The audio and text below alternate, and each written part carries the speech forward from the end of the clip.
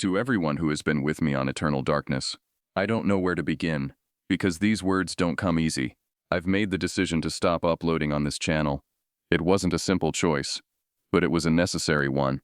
I'm moving to a new chapter, on a new channel. Same voice, same stories, same darkness, just a new home. But before anything else, I need you to know something. You are the reason I kept going. Every view, every comment, every message in the middle of the night. It meant more than you'll ever know. I need you now more than ever. Please follow me to the new channel. The link is in the bio. See you in the dark. I remember how the fire crackled that evening, casting jittery shadows across our campsite in the Adirondack Mountains. It was late June 2023, and at 16, I considered myself something of a wilderness expert.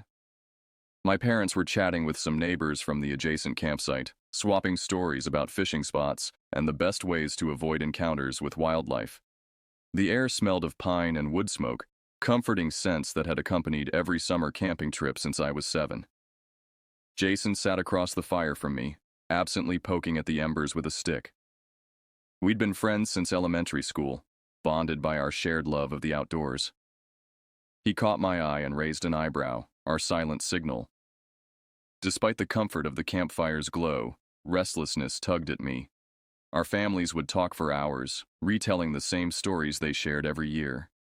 Meanwhile, the forest beyond our tents beckoned with promise. "I'm getting another soda," I announced to no one in particular. My mother nodded without breaking her conversation.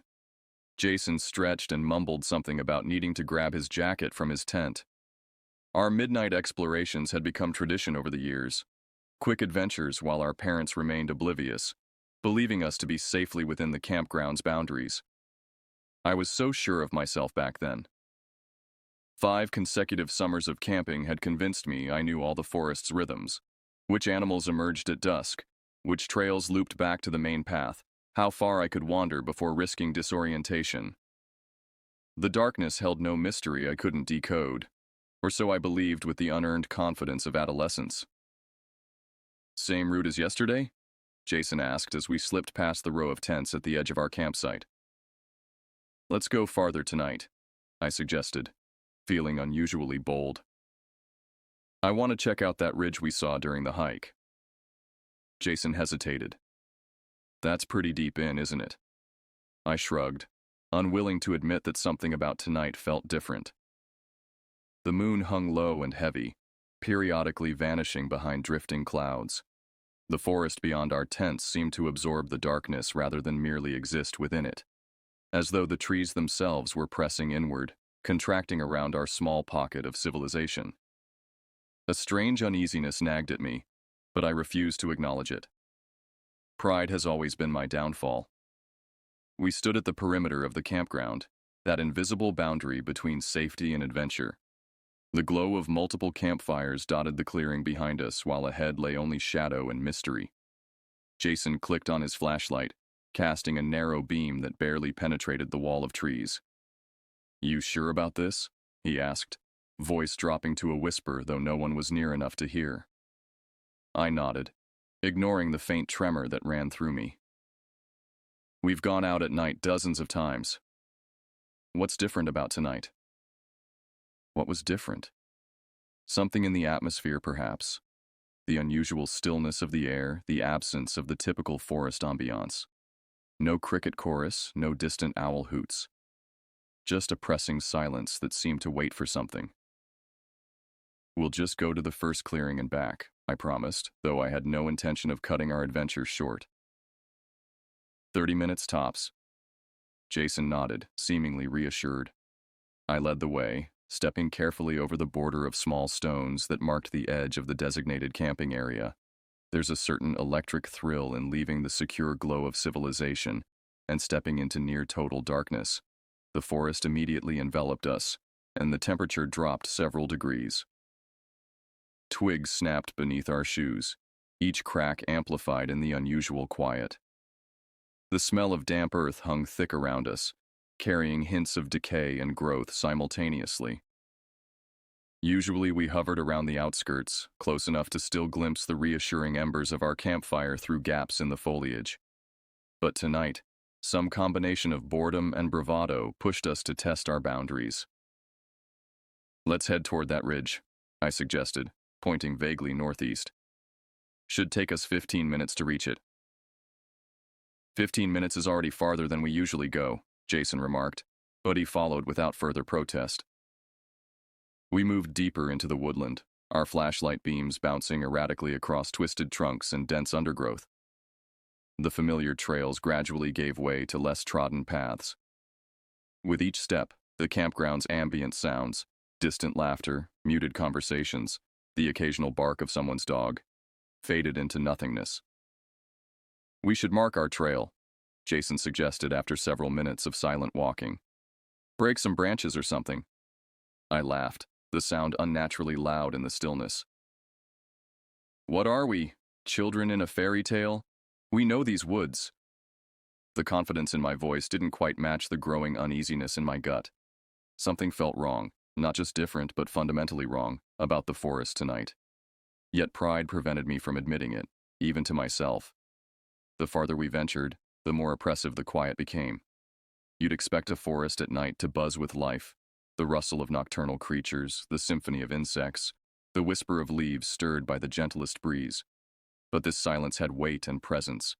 It filled my head and pressed against my eardrums, making every tiny sound, the crunch of damp leaves, the crack of a twig, the whisper of fabric as Jason shifted beside me, seem intrusive and jarring.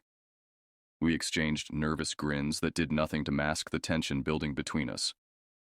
Both of us found ourselves scanning the spaces between trees, eyes straining to make sense of the shifting shadows.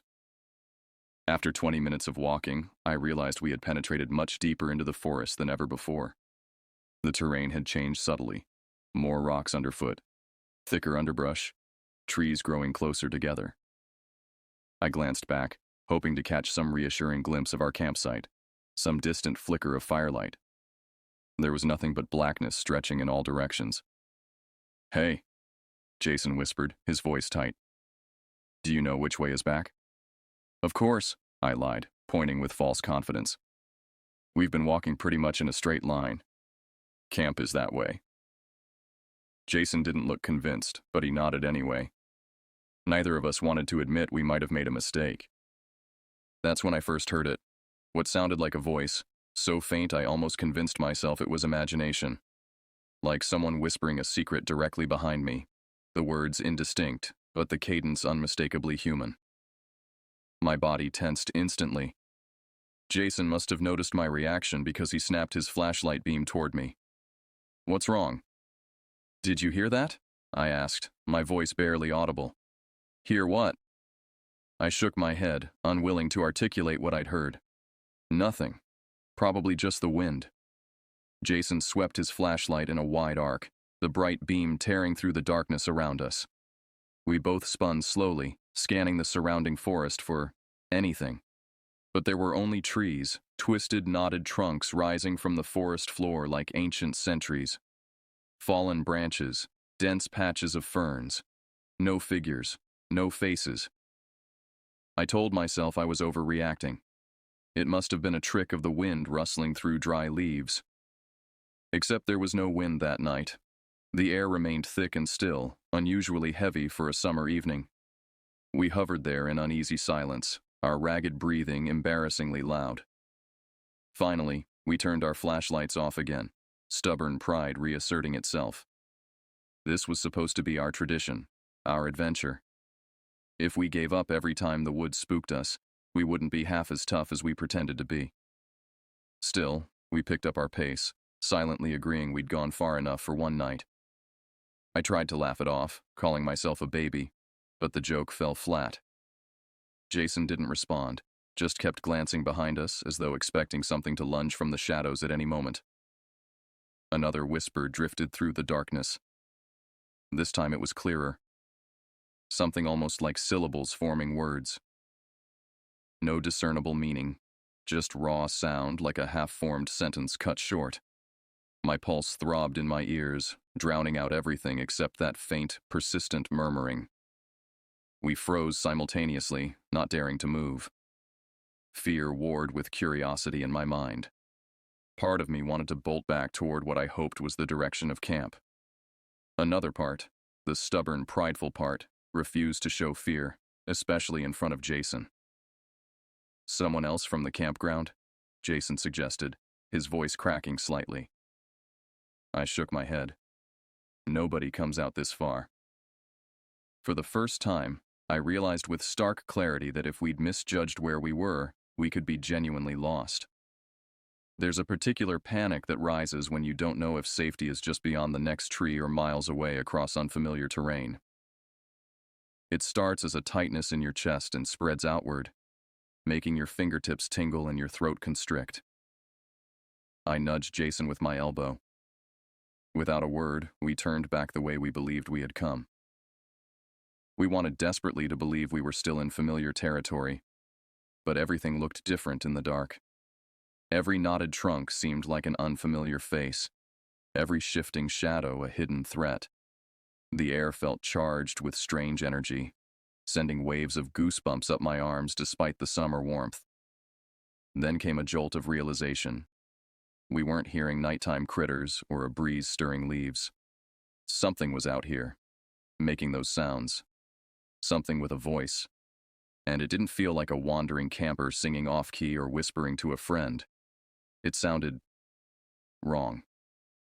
The cadence was off, the timbre unnatural, as though someone had forgotten how human speech was supposed to sound. We walked faster, our earlier bravado evaporating with each step. My flashlight quivered in my grip, its beam dancing erratically across the forest floor.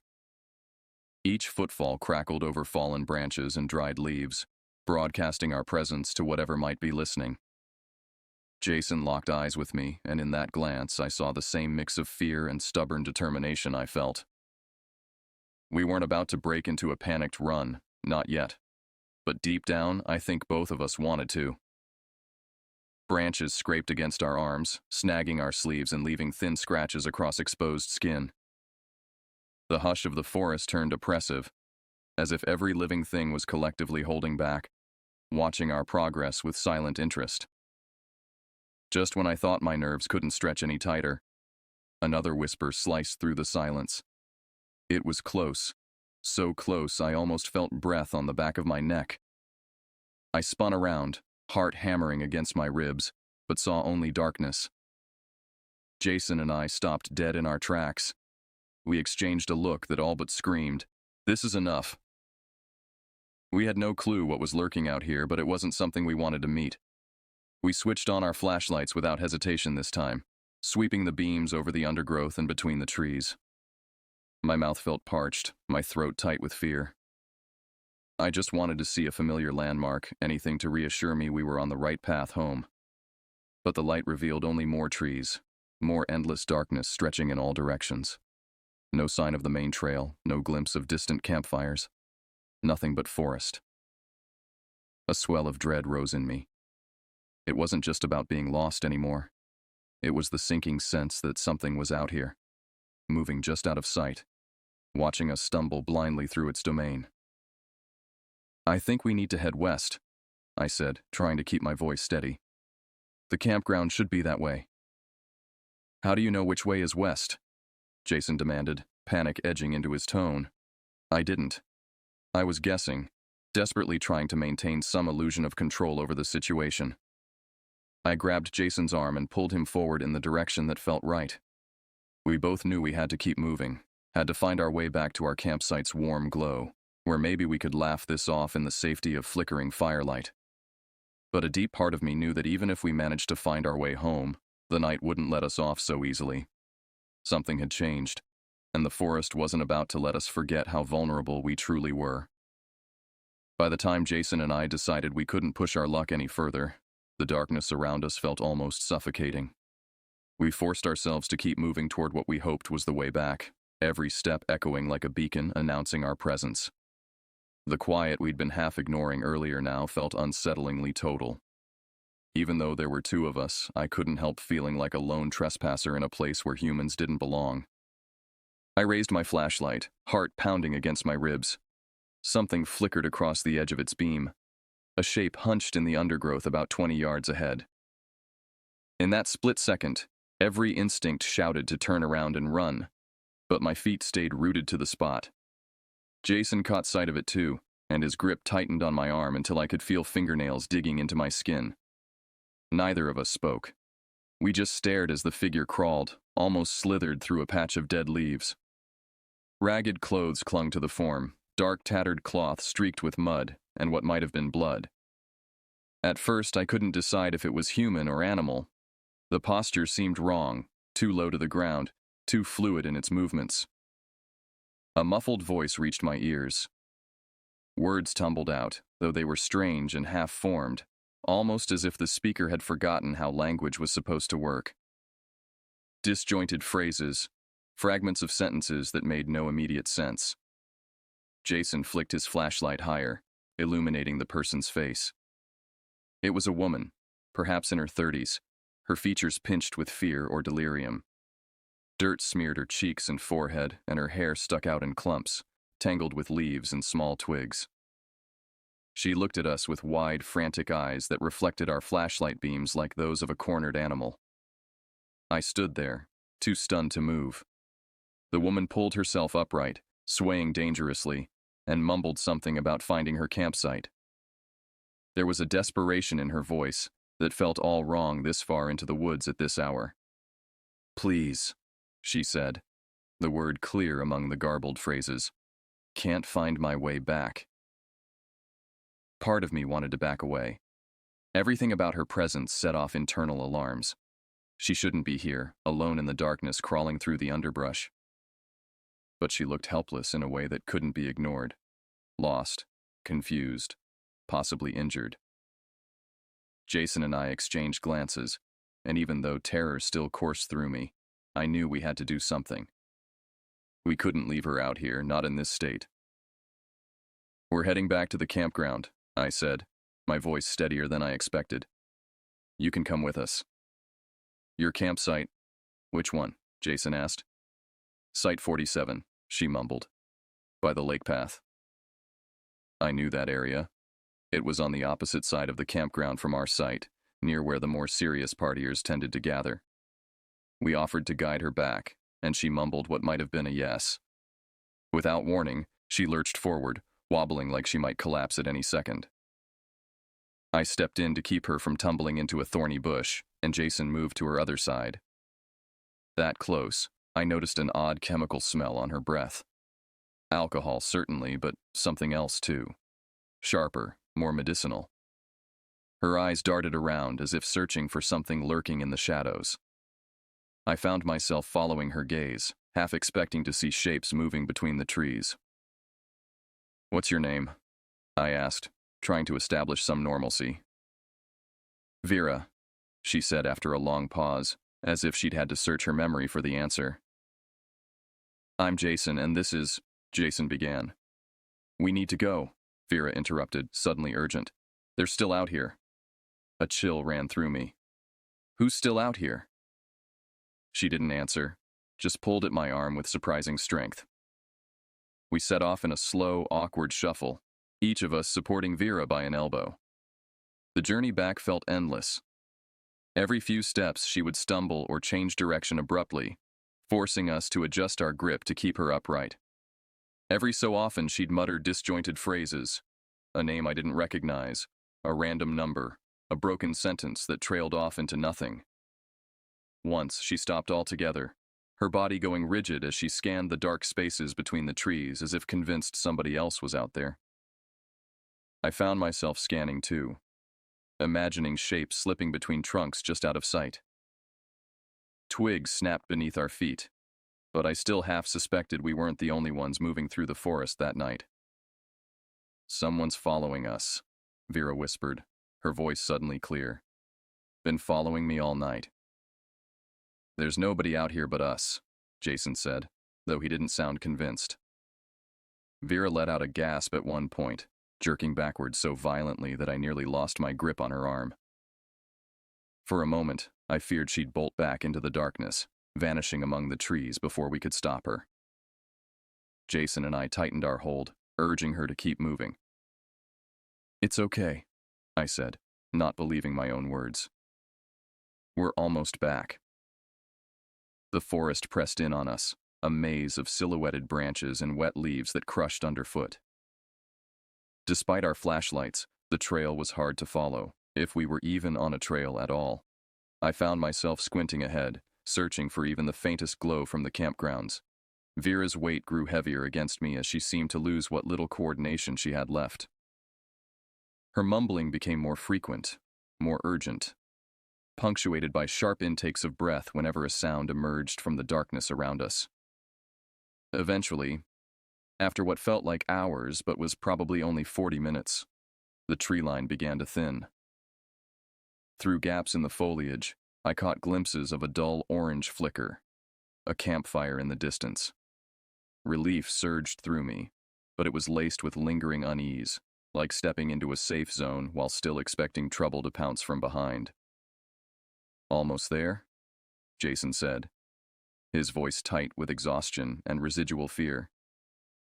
Vera nodded weakly, her steps becoming marginally more coordinated as we approached civilization. The whispers that had haunted us deeper in the forest seemed to recede, replaced by distant human voices and the occasional burst of laughter from the campground ahead. When we finally staggered out of the woods, we found ourselves near campsite 47, just as Vera had indicated. A group of 4 people sat around a smoldering fire pit, beer cans glinting in the dying light. They glanced our way with expressions as disoriented as Vera herself appeared. One of them, a heavy-set man with a patchy beard, recognized her and came stumbling forward. "Where'd you wander off to?"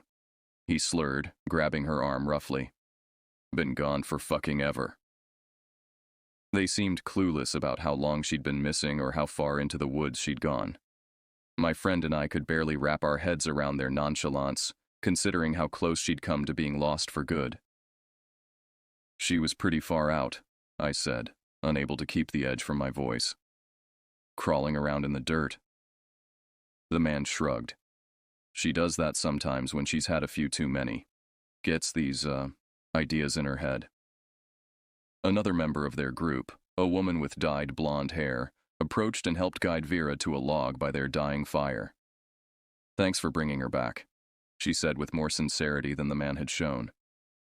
"She wandered off after we finished a bottle of whiskey. Probably looking for a place to pee and got turned around." We helped Vera sit down, and the group thanked us in that half-dazed, unbothered way of people who'd been drinking heavily. No questions about the unnerving trek through pitch-black woods, or the bizarre ramblings she'd uttered along the path. Just a casual shrug of relief, like it was no big deal. Jason and I stepped away, still rattled by everything we'd experienced. The tension from that search in the dark clung to us, and everything about our own campsite, our families chatting, the warm flicker of our own fire, now felt like a haven we'd taken for granted. We walked back in near silence, each lost in our own thoughts. The woods seemed calmer here, maybe because the camp was so close, but I caught myself glancing behind me, expecting to see some other figure staggering out of the shadows. Even safe in the ring of familiar tents and hushed conversation, a part of me stayed on edge. I knew I wouldn't sleep soundly that night, maybe not for the rest of the trip. Our families asked if we had fun on our walk, and we fed them some half-truths. We weren't ready to relive the details, and they probably wouldn't have believed how terrifying the whole thing had felt. Later, when I tried to rest in my sleeping bag, I kept picturing Vera's dirt-streaked face and the haunted look she'd given the trees around us. I wondered what she'd really been running from out there, what she thought was following her. Had it been purely alcohol-induced paranoia, or had she sensed something in those woods that we'd only glimpsed the edges of? In some dark corner of my imagination, I swore there were whispers still drifting through the night air, calling out in the silent forest, waiting for the next pair of unsuspecting kids, brave or foolish enough to venture too far off the beaten path. 3 years have passed since that night, but I've never gone camping again. Jason and I don't talk about what happened, though sometimes I catch him looking over his shoulder when we walk through the park at dusk. Some experiences change you permanently, rewiring your instincts and perceptions. I've tried to convince myself that Vera was just an intoxicated woman who wandered too far from her campsite. That the whispers were just the wind or my imagination working overtime. that the feeling of being watched was nothing more than ordinary fear amplified by darkness and unfamiliar surroundings. But on quiet nights when I'm alone, I can still hear those whispers, not quite human, not quite animal, calling from somewhere deep in the recesses of my memory. And I know, with absolute certainty, that something was out there in the forest that night. Something that remains nameless. Something that waits.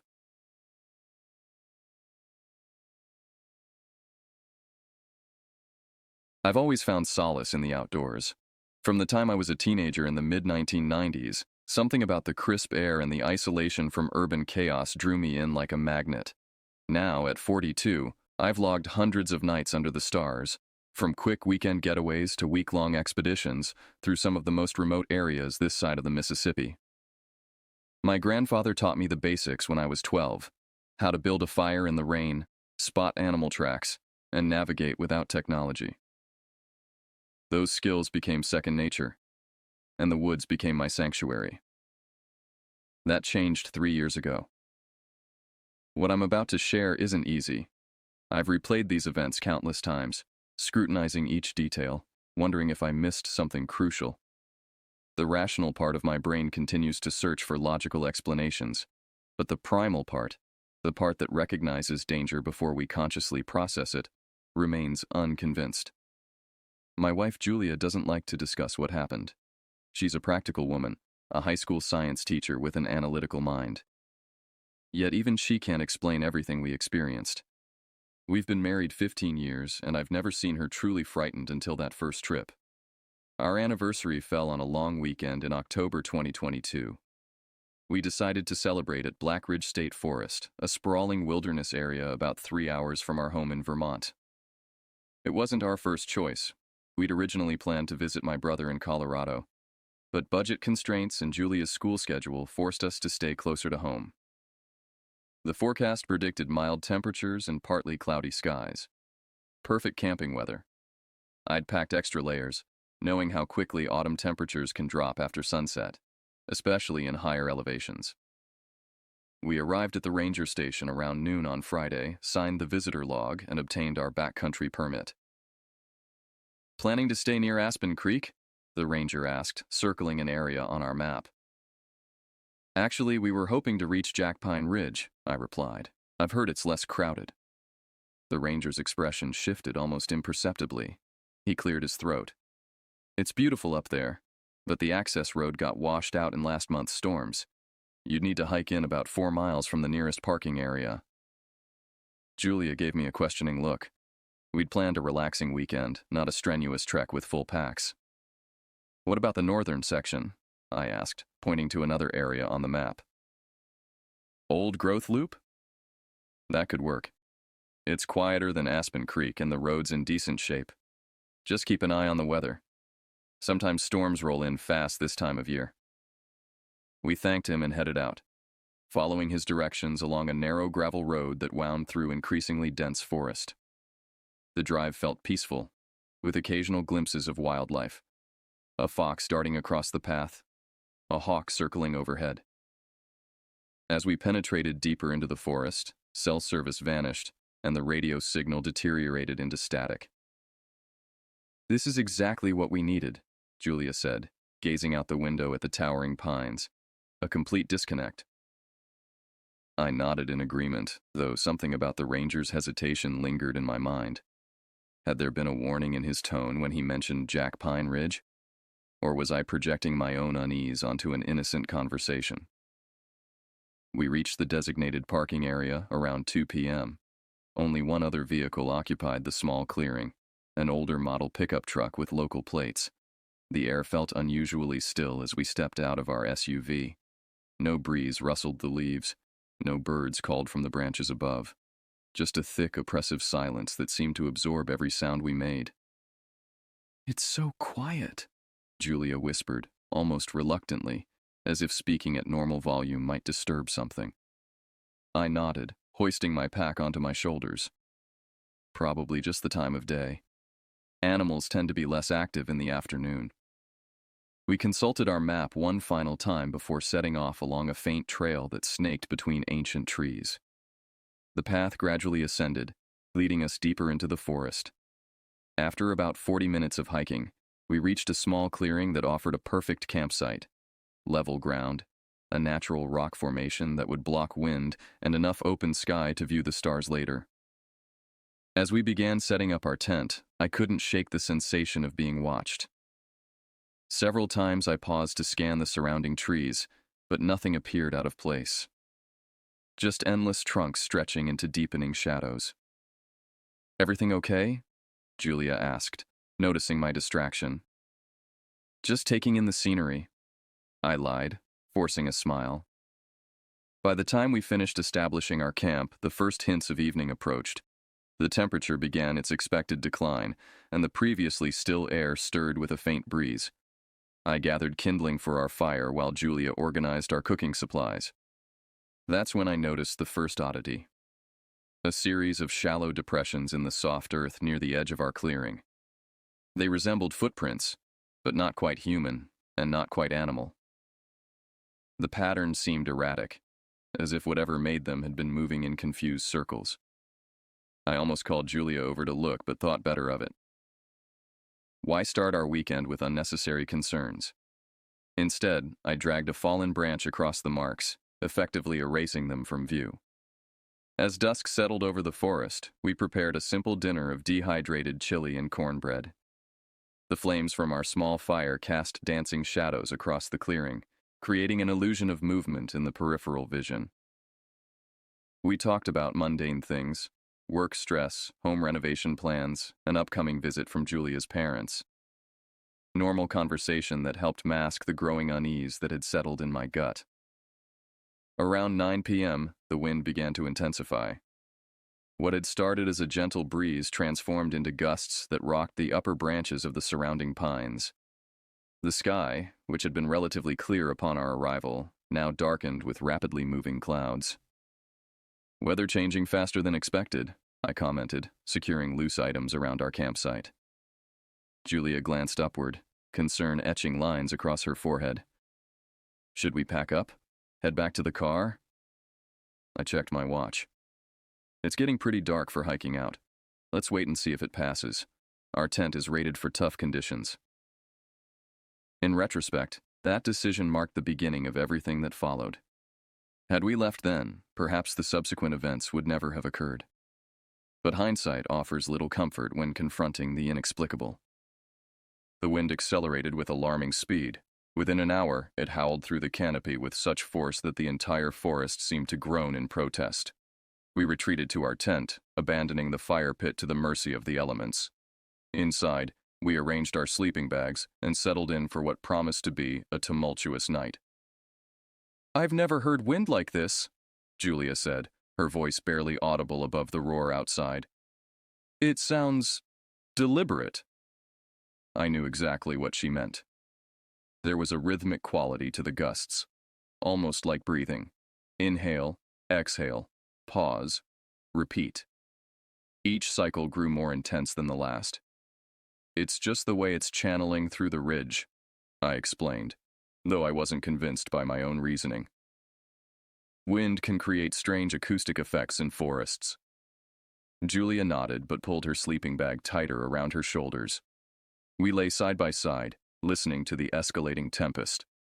The tent fabric flapped violently, and our aluminum poles flexed to dangerous limits. Rain began to fall, first as scattered drops, then as a torrential downpour that drummed against the rainfly with machine gun intensity. At approximately 11:30 p.m., the first tree fell. The crack reverberated through the ground beneath us, a deep splintering sound followed by a tremendous crash that shook the earth. Julia grabbed my arm, her fingers digging into my skin. "That was close," she whispered. "Too close," I agreed, fumbling for my flashlight. The storm's ferocity increased with each passing minute. Wind gusts bent our tent almost flat against the ground before releasing it to spring back into shape. The rain transformed into hail, pelting our shelter with ice pellets that sounded like thrown gravel. Beneath this cacophony of natural forces, another sound emerged, something distinctly out of place. Methodical, deliberate footsteps circling our tent. At first I thought it might be fallen branches rolling across the ground, pushed by the wind. But the pattern was too consistent, too intentional. "Do you hear that?" Julia whispered, her eyes wide in the dim light of our lantern. I nodded, placing a finger to my lips. The footsteps paused directly outside our tent door. For several heart-stopping seconds, nothing moved. Then, slowly, a shadow fell across the fabric, the distinct silhouette of something standing just inches away. Julia stifled a gasp, and I instinctively positioned myself between her and the tent entrance. We remained frozen, barely breathing, as the shadow lingered. The lantern flickered, threatening to extinguish and plunge us into complete darkness. Another tree crashed nearby, and the shadow vanished. The footsteps resumed, circling once more before fading into the storm's chaos. Neither of us spoke. Words seemed inadequate for what we'd just witnessed. Throughout the night, trees continued to fall. Each thunderous crash brought fresh adrenaline surging through my veins. Sleep became impossible. We sat huddled together, counting the seconds between lightning flashes and thunder booms, tracking the storm's progression. Around 3 a.m., the wind ceased with such abruptness that the sudden silence felt more alarming than the preceding hours of tumult. The rain tapered to a gentle patter, and the forest grew unnaturally still once more. "Is it over?" Julia asked, her voice hoarse from tension. "I think so," I replied, though uncertainty colored my words. We waited another hour before daring to peek outside. Dawn approached, casting a grayish light over a landscape transformed by destruction. Fallen trees lay scattered around our clearing like massive pickup sticks. Branches, leaves, and pine needles carpeted the ground.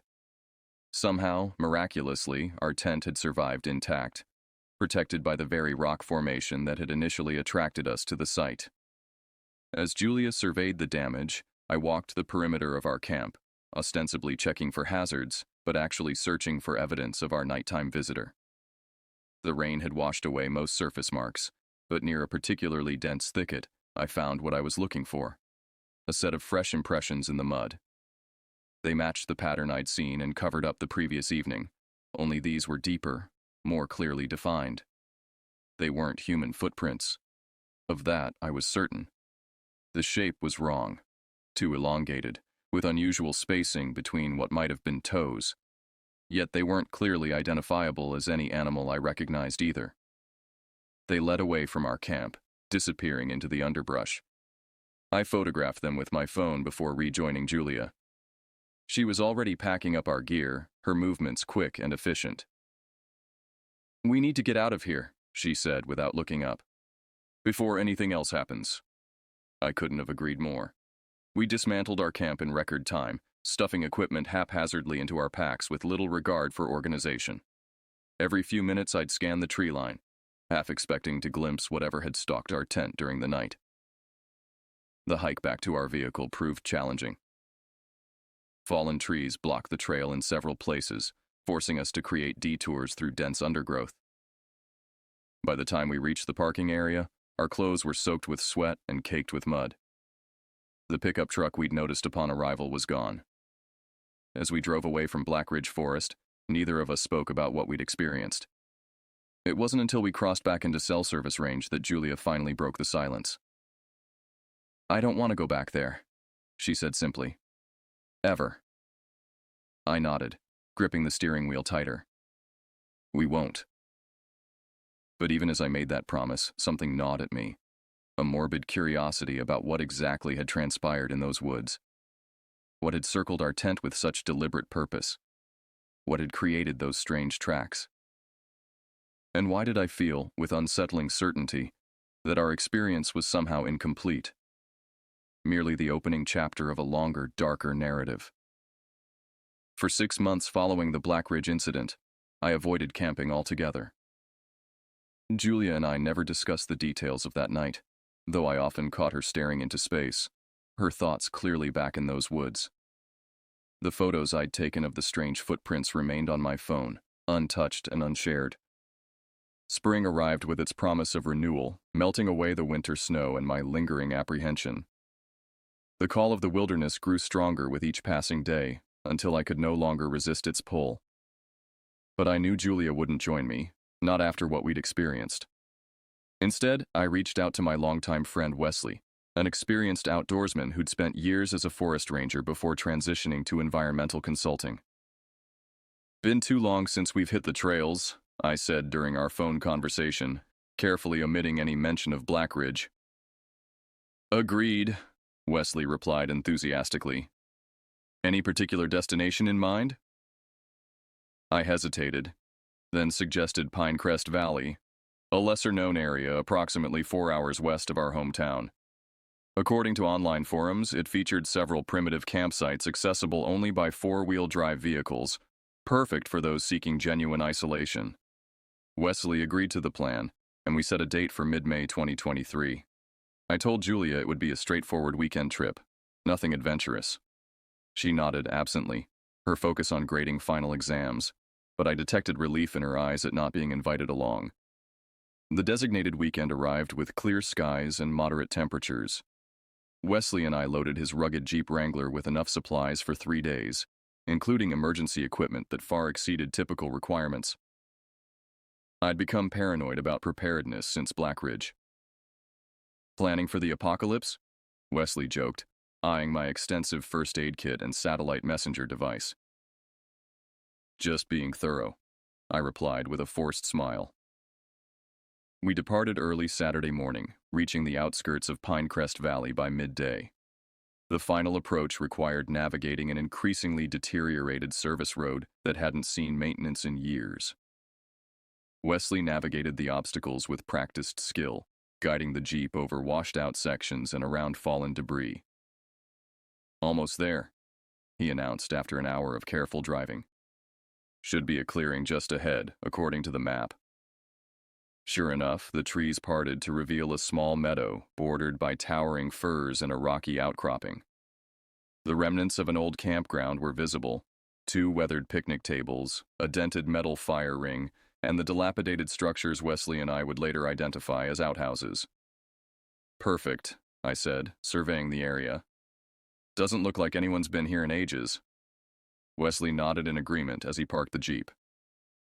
That's the beauty of these forgotten spots. No weekend warriors, no RVs, no noise. We unloaded our gear and began establishing camp.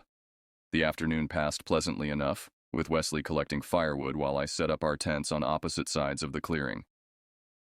The weather remained cooperative, with only the occasional cloud drifting across the otherwise blue sky. As evening approached, Wesley suggested exploring our immediate surroundings before darkness fell. We followed a faint trail that led from the clearing toward what sounded like running water. After about 15 minutes of hiking, we discovered a small stream cascading over moss-covered rocks, the perfect source for filtered drinking water. "This place is pristine," Wesley remarked, filling his water bottle. "Hard to believe it's been abandoned." I murmured agreement while scanning the forest around us. Unlike at Black Ridge, nothing felt overtly threatening here. The birds sang normally, small animals rustled in the underbrush, and a gentle breeze carried the scent of pine resin. Yet beneath this veneer of normalcy, something felt slightly off-kilter, a subtle wrongness I couldn't precisely define. We returned to camp as dusk descended, building a modest fire and preparing a dinner of grilled sausages and instant potatoes. Wesley shared stories from his ranger days, including encounters with bears, lost hikers, and the occasional marijuana operation hidden deep in protected forests. "People underestimate how vast these wilderness areas truly are," he said, poking at the fire with a stick. "You could hide almost anything out here, and chances are it would never be found." The comment sent an involuntary shiver down my back. "Speaking of hidden things," I said, attempting to sound casual, "I need to use the facilities. Which outhouse did you check earlier?" Wesley gestured toward the structures at the far edge of the clearing. "I used the one on the right. The left one seemed a bit sketchy, door barely hanging on its hinges." I nodded and grabbed my flashlight, making my way across the darkened campsite toward the outhouses. They were typical backcountry constructions, simple wooden boxes perched over deep pits with rudimentary doors for privacy. The right-hand structure, as Wesley had indicated, appeared marginally more stable than its companion. After finishing my business, curiosity drew me toward the left outhouse. Something about Wesley's casual dismissal of it as sketchy piqued my interest. I approached cautiously, playing my flashlight beam across its weathered exterior. The door hung at an awkward angle, one hinge completely separated from the frame. I hesitated, then pulled the door open with a protesting creak. The smell that greeted me wasn't the expected outhouse stench, but something mustier, like old canvas and dust. My flashlight illuminated the interior, revealing a startling sight that momentarily stopped my breathing. 3 enormous backpacks leaned against the rear wall, partially obscuring the toilet seat. They weren't casual day packs, but serious expedition gear, the kind designed for multi-week wilderness treks. A light coating of dust suggested they'd been there for some time, yet not long enough to suffer significant deterioration from exposure. I stepped closer, examining them without touching. 2 appeared to contain standard camping equipment. I could make out the shapes of sleeping bags, cooking utensils, and what looked like clothing through partially open zippers. The 3rd backpack, however, was the true anomaly. It was filled to capacity with Skittles candy packages. Every pocket, every compartment contained nothing but colorful Skittles bags in various sizes and flavors: original, tropical, sour, berry. Some packages were unopened, others partially consumed with the tops rolled down. The sheer volume was staggering and utterly bizarre. I backed out of the outhouse, closing the door as quietly as possible.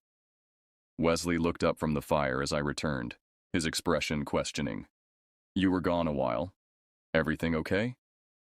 I hesitated, then decided honesty was necessary. "You need to see what's in that left outhouse." Wesley's eyebrows rose, but he stood without comment and followed me back across the clearing. I held the flashlight as he cautiously opened the door and peered inside. "What the hell?" he muttered, stepping into the small space for a closer look. "Why would someone leave their gear like this? And what's with all the candy?" I shook my head. "No idea. But it feels wrong, doesn't it? Like we've stumbled onto something we weren't supposed to find." Wesley examined the backpacks more thoroughly than I had, carefully checking pockets and compartments without disturbing their positions. "No identification that I can see. No electronics either, no phones, GPS devices, nothing." "How long do you think they've been here?" I asked. "Based on the dust and condition, I'd guess a few months, possibly since last fall."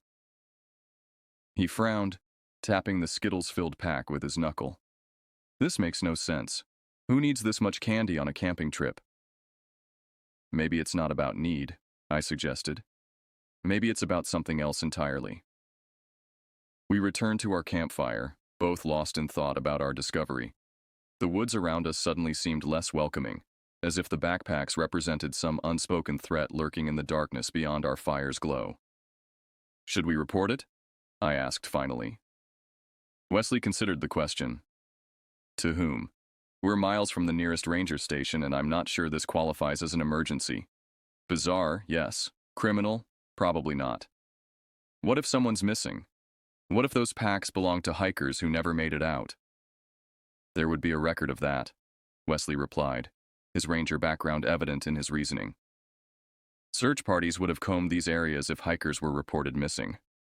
And they wouldn't have stopped searching until they found something conclusive."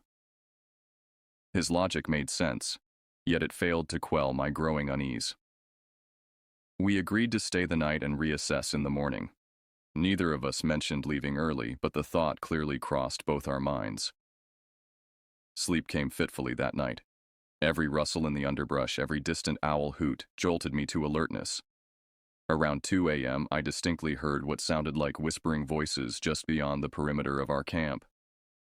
The murmuring continued for several minutes, too consistent to be wind or animal sounds, yet too indistinct to make out specific words. I lay frozen in my sleeping bag, straining to interpret the sounds. Were they coming closer? Was someone, or something, approaching our tents? Just as I gathered the courage to unzip my sleeping bag and investigate, the whispering stopped abruptly. The ensuing silence felt even more threatening than the mysterious sounds had been. Morning arrived with welcome sunlight streaming through the trees. Wesley emerged from his tent looking as tired as I felt. "Did you hear anything strange last night?"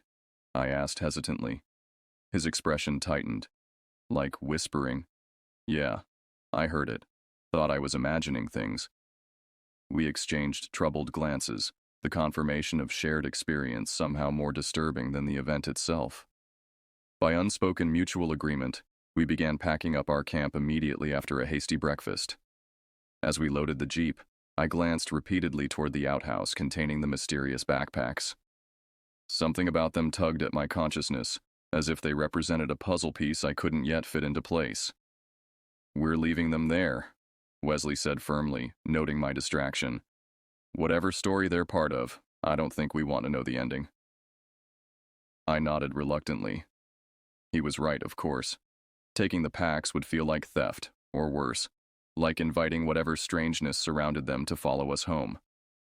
Before departing, we secured the outhouse door as best we could with a length of paracord from Wesley's supplies. It wasn't much, but it might deter casual discovery by the next visitors to this forgotten campsite. The journey back to civilization passed mostly in silence, each of us processing what we'd experienced. Only when we reached the main highway did Wesley finally address the elephant in the room. "I've been camping my entire life," he said, eyes fixed on the road ahead.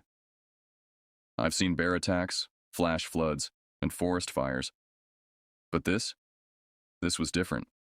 Wrong somehow." I found myself nodding. Like we glimpsed the edge of something larger. Something we weren't meant to see. "Exactly." Wesley tapped his fingers nervously on the steering wheel. "And I can't shake the feeling that it might not be finished with us yet." Those words haunted me during the drive home, echoing in my mind as I greeted Julia and deflected her questions about the trip with vague assurances that everything had gone well.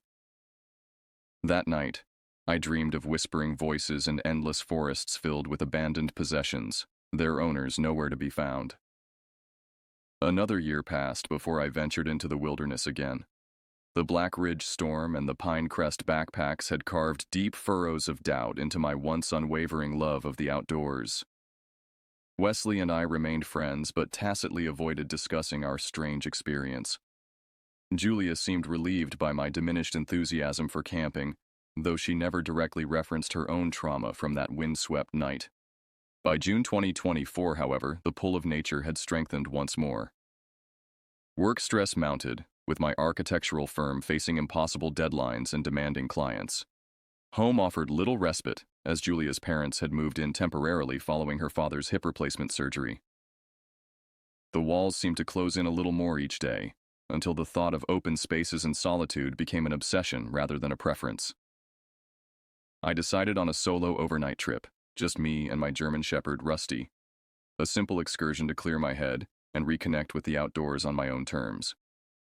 I selected a location carefully, Meadow Creek Trail, a well-traveled path in a state park, less than 2 hours from home.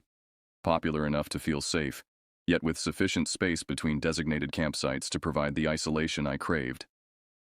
Julia raised an eyebrow when I mentioned my plans, but offered no objection. "Take the satellite messenger," was her only comment. I promised I would, grateful for her understanding. The drive to Meadow Creek passed quickly. Arriving mid-afternoon on a Tuesday, I found the trailhead parking area nearly empty. Just 2 other vehicles occupied the gravel lot. Perfect. I shouldered my pack, attached Rusty's leash, and set off along the well-maintained trail. After approximately 2 miles of hiking, I veered off onto a less defined side path that led toward a small stream indicated on my map. Another half-mile brought me to an ideal campsite, a flat area sheltered by mature oak trees, with the stream gurgling nearby. The site showed signs of previous use: a crude fire ring constructed from stones, flattened areas where tents had stood, but no evidence of recent visitors. I established a simple camp, opting for a minimalist tarp shelter rather than a full tent. This arrangement would allow me to observe the night sky while still having protection if weather conditions changed. Rusty explored our surroundings with his nose to the ground, occasionally freezing to point at various animal scents. As evening approached, I prepared a straightforward meal on my backpacking stove. The simple routine of camping tasks felt comfortingly familiar, almost enough to override the wariness I'd carried since previous expeditions. Almost, but not quite. I found myself constantly scanning the tree line, jumping at unexpected sounds and keeping Rusty close at hand. Twilight deepened into dusk. I lit a small fire more for its psychological comfort than practical necessity. Rusty settled at my feet, occasionally lifting his head to track sounds beyond human perception. The crackle of burning wood and the stream's gentle murmur created a peaceful soundtrack, complemented by the distant calls of whippoorwills and the sporadic rustling of nocturnal creatures. For the first time in months, I felt my muscles truly relax. The tension headache that had become my constant companion gradually receded. I leaned back against my pack, gazing upward as stars emerged in the darkening sky. Perhaps I'd overreacted to those previous experiences. Perhaps they were merely unusual occurrences with perfectly rational explanations that my imagination had distorted into something more sinister. That comforting rationalization lasted precisely until 10:43 p.m. The first indication of trouble came from Rusty. His body stiffened beside me, ears forward, a low growl building in his throat. I sat up, instantly alert, and scanned our surroundings. Nothing appeared unusual in the flickering firelight. "What is it, boy?" I whispered, scratching behind his ears. "Raccoon? Fox?" Rusty's growl intensified, and he rose to a standing position, facing northwest toward the denser section of forest. I followed his gaze but saw only shadows between tree trunks. Then I heard it, the distant roar of an engine, growing steadily louder. Vehicle headlights appeared between trees, bouncing wildly as whatever conveyance they were attached to navigated rough terrain. The engine sound intensified, accompanied now by human voices. Loud, boisterous, clearly inebriated. I instinctively dimmed my lantern and kicked dirt onto the fire, reducing its visibility. A truck, I could now identify the vehicle type, crashed through the underbrush approximately 200 yards from my position. It stopped in what must have been a clearing, though I couldn't see it directly through the intervening trees. The headlights remained on, illuminating what looked like swirling dust and pollen in their beams. 4 male voices carried through the night air, their words indistinguishable, but their tone unmistakably aggressive and excited. Rusty pressed against my leg, his growl now silent but his body vibrating with tension. The sharp crack of a gunshot shattered the night. I flinched violently, automatically dropping to a crouch and pulling Rusty down with me. Another shot followed quickly, then a third. Raucous laughter erupted after each report. "Target practice," I muttered to myself, trying to calm my racing heart. Just drunk idiots shooting at cans or something. But the rational explanation did little to ease my fear. Intoxicated individuals with firearms represented a serious danger, especially when firing randomly in the darkness. A stray bullet could travel significant distances through the woods. My previously perfect campsite now felt terribly exposed. More gunshots rang out, accompanied by whoops and hollers. The men seemed to be taking turns, each trying to outdo the others in some competition. Glass shattered. They were apparently shooting bottles, and the celebrating voices grew louder. I had to make a decision. Staying put risked accidental injury from their reckless behavior. Approaching them to request they stop seemed equally dangerous. Confronting armed, intoxicated strangers in the darkness rarely ends well. The only reasonable option was to retreat, to put significant distance between myself and their impromptu shooting range. I quickly packed essential items: wallet, keys, phone, water bottle, flashlight, into a small day pack. Attaching Rusty's leash securely to my belt, I shouldered the pack and began moving quietly away from my camp, leaving the bulkier equipment behind. I could retrieve it in the morning, assuming these unwelcome visitors departed overnight. We moved carefully through the forest, using only the dimmest setting on my flashlight to navigate. Each gunshot jolted my nerves anew, though they gradually grew fainter as we increased our distance from the source. Rusty remained vigilant, occasionally stopping to listen intently before proceeding. After approximately 40 minutes of methodical hiking, we reached a service road, not the main trail I'd used earlier, but a maintenance path used by park staff. It offered easier traveling than the dense underbrush we'd been traversing. I consulted my map and determined we were heading roughly northeast, eventually intersecting with the park's boundary road. The gunfire had faded to distant pops by this point, but another sensation replaced my fear of stray bullets, the distinct feeling of being followed. Nothing tangible justified this impression. No snapping twigs, no shadowy figures glimpsed in peripheral vision. Just an overwhelming certainty that something tracked our progress through the darkness. Rusty sensed it too. He kept looking back, hackles raised, occasionally stopping completely to stare into the darkness behind us. Each time I would strain to see what captured his attention, but the flashlight beam revealed only empty forest. We continued along the service road for another hour, eventually reaching a junction with a wider gravel path. According to my map, this should lead directly to a secondary parking area approximately 1 mile from our current position. Relief flooded through me at the prospect of reaching civilization, or at least the relative safety of my vehicle. That relief evaporated instantly when Rusty suddenly lunged forward, barking furiously at something in the tree line ahead. I raised my flashlight, illuminating what appeared to be a human figure standing motionless between 2 massive oak trees. "Hello?" I called out, trying to keep my voice steady. "Is someone there?" No response came. The figure remained perfectly still, just beyond the range where my flashlight could provide clear details. It appeared human-shaped, but somehow wrong, proportions slightly off, posture unnatural. "Park ranger," I tried again, taking a hesitant step forward. The figure moved suddenly, darting deeper into the woods with unnatural speed. Within seconds, it vanished completely, leaving no trace of its presence. Rusty continued barking, straining against his leash toward the spot where it had stood. I stood frozen, heart hammering against my ribs. What had I just seen? A person? An animal standing upright? Or merely a trick of light and shadow combined with my heightened anxiety? No time to analyze. Every instinct screamed to keep moving, to reach open spaces and light and other people. I tugged Rusty's leash, urging him to continue along the gravel path. He complied reluctantly, still growling softly and glancing repeatedly toward the woods. We finally reached the secondary parking area around 1:30 a.m. Unlike the main lot, this one featured solar-powered security lights that cast a reassuring glow over the empty gravel expanse. Not a single vehicle occupied the space, unsurprising given the hour and weekday timing. My own car waited at the primary trailhead, still approximately 3 miles distant via connecting trails.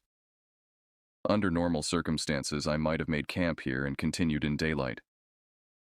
But nothing about this night felt normal, and the thought of stopping, of being vulnerable once more to whatever lurked in those woods, was unbearable.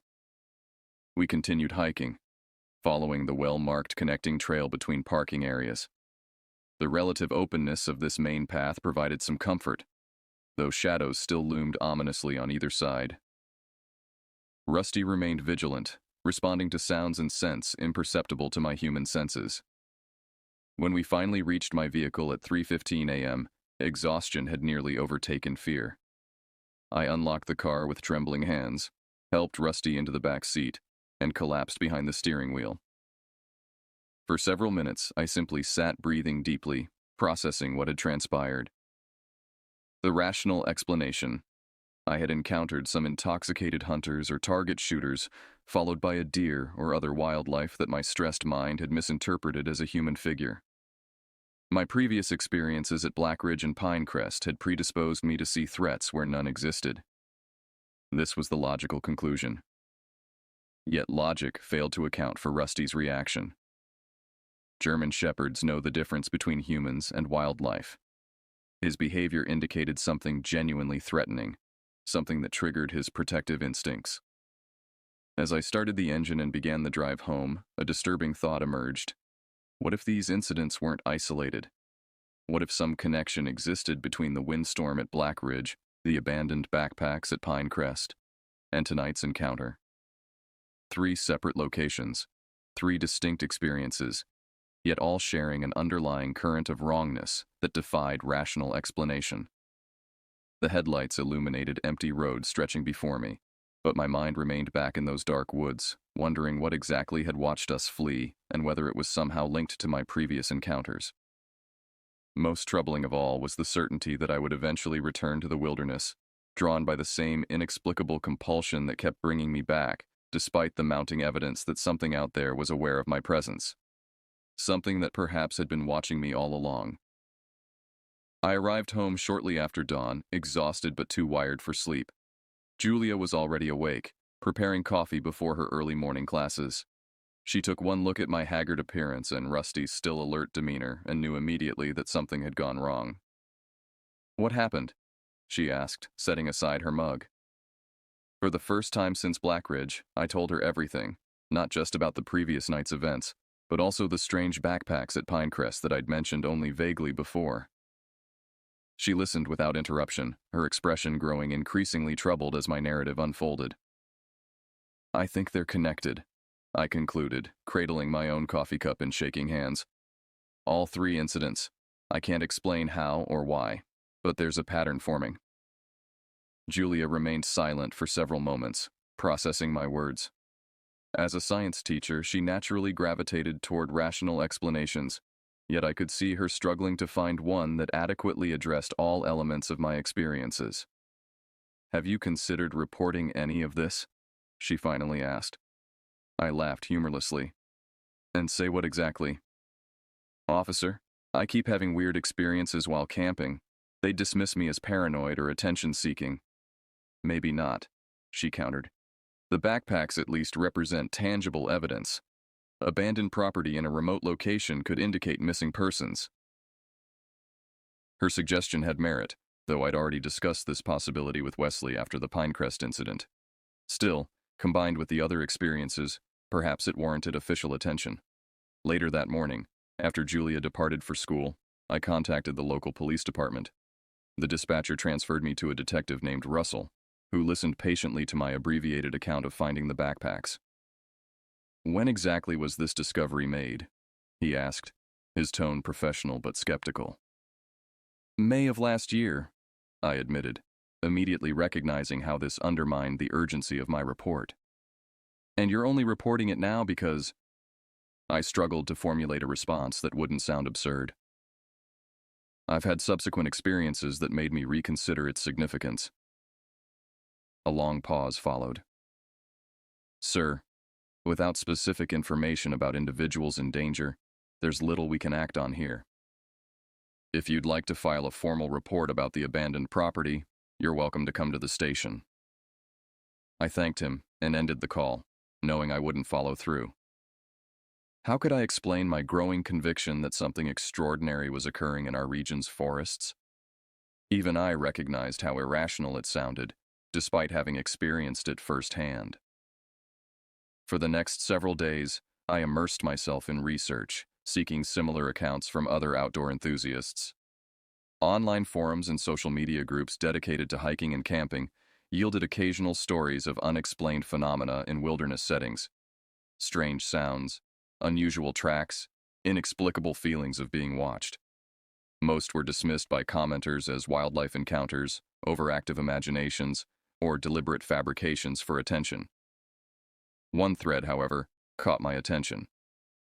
A hiker described finding a collection of children's toys arranged in a geometric pattern deep in a national forest, miles from any trail or access point. The toys weren't weathered or damaged, suggesting recent placement. No children had been reported missing in the area. The arrangement was methodical, intentional, clearly human-made, yet serving no discernible purpose.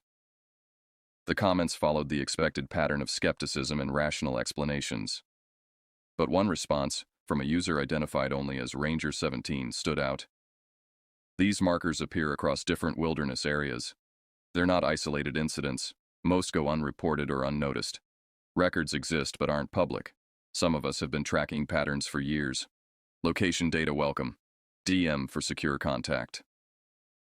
I stared at those words for a long time, my pulse quickening. Here was potential validation. Someone else who recognized what I was experiencing as part of a broader phenomenon. I immediately sent a private message detailing my 3 incidents, including precise GPS coordinates for the Black Ridge and Pinerest locations.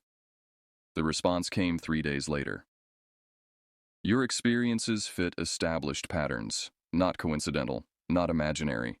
Occur primarily in forests with old growth components or historical significance. Average 3-7 encounters before escalation. Recommend cessation of solo wilderness activities. Documentation valuable but secondary to personal safety. Will share additional information if you remain uninvolved hereafter.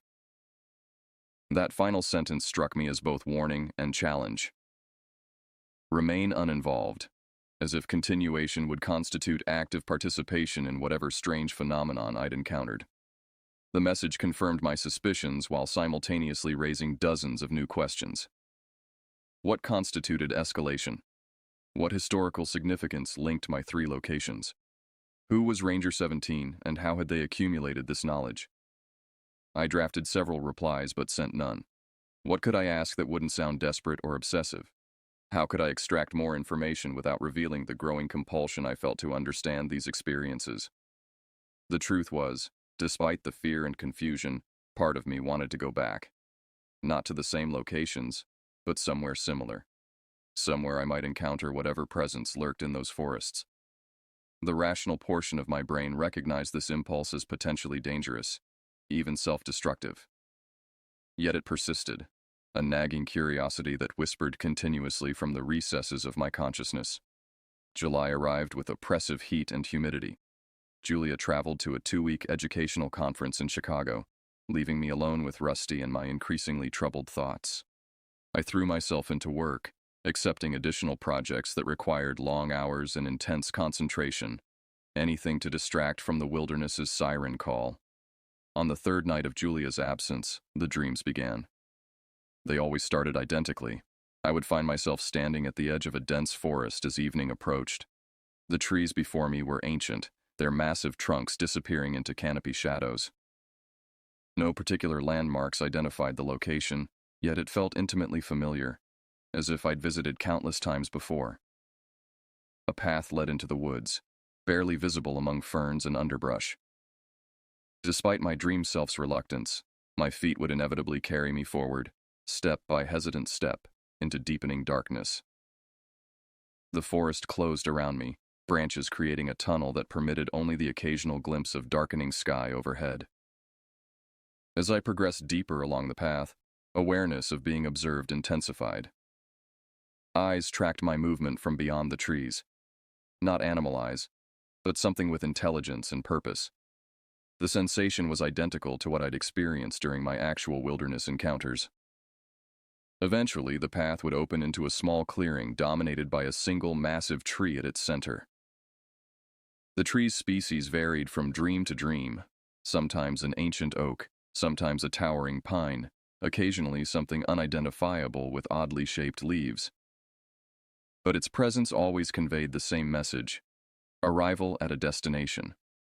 At this point in each dream, the observing presence would emerge from behind the central tree.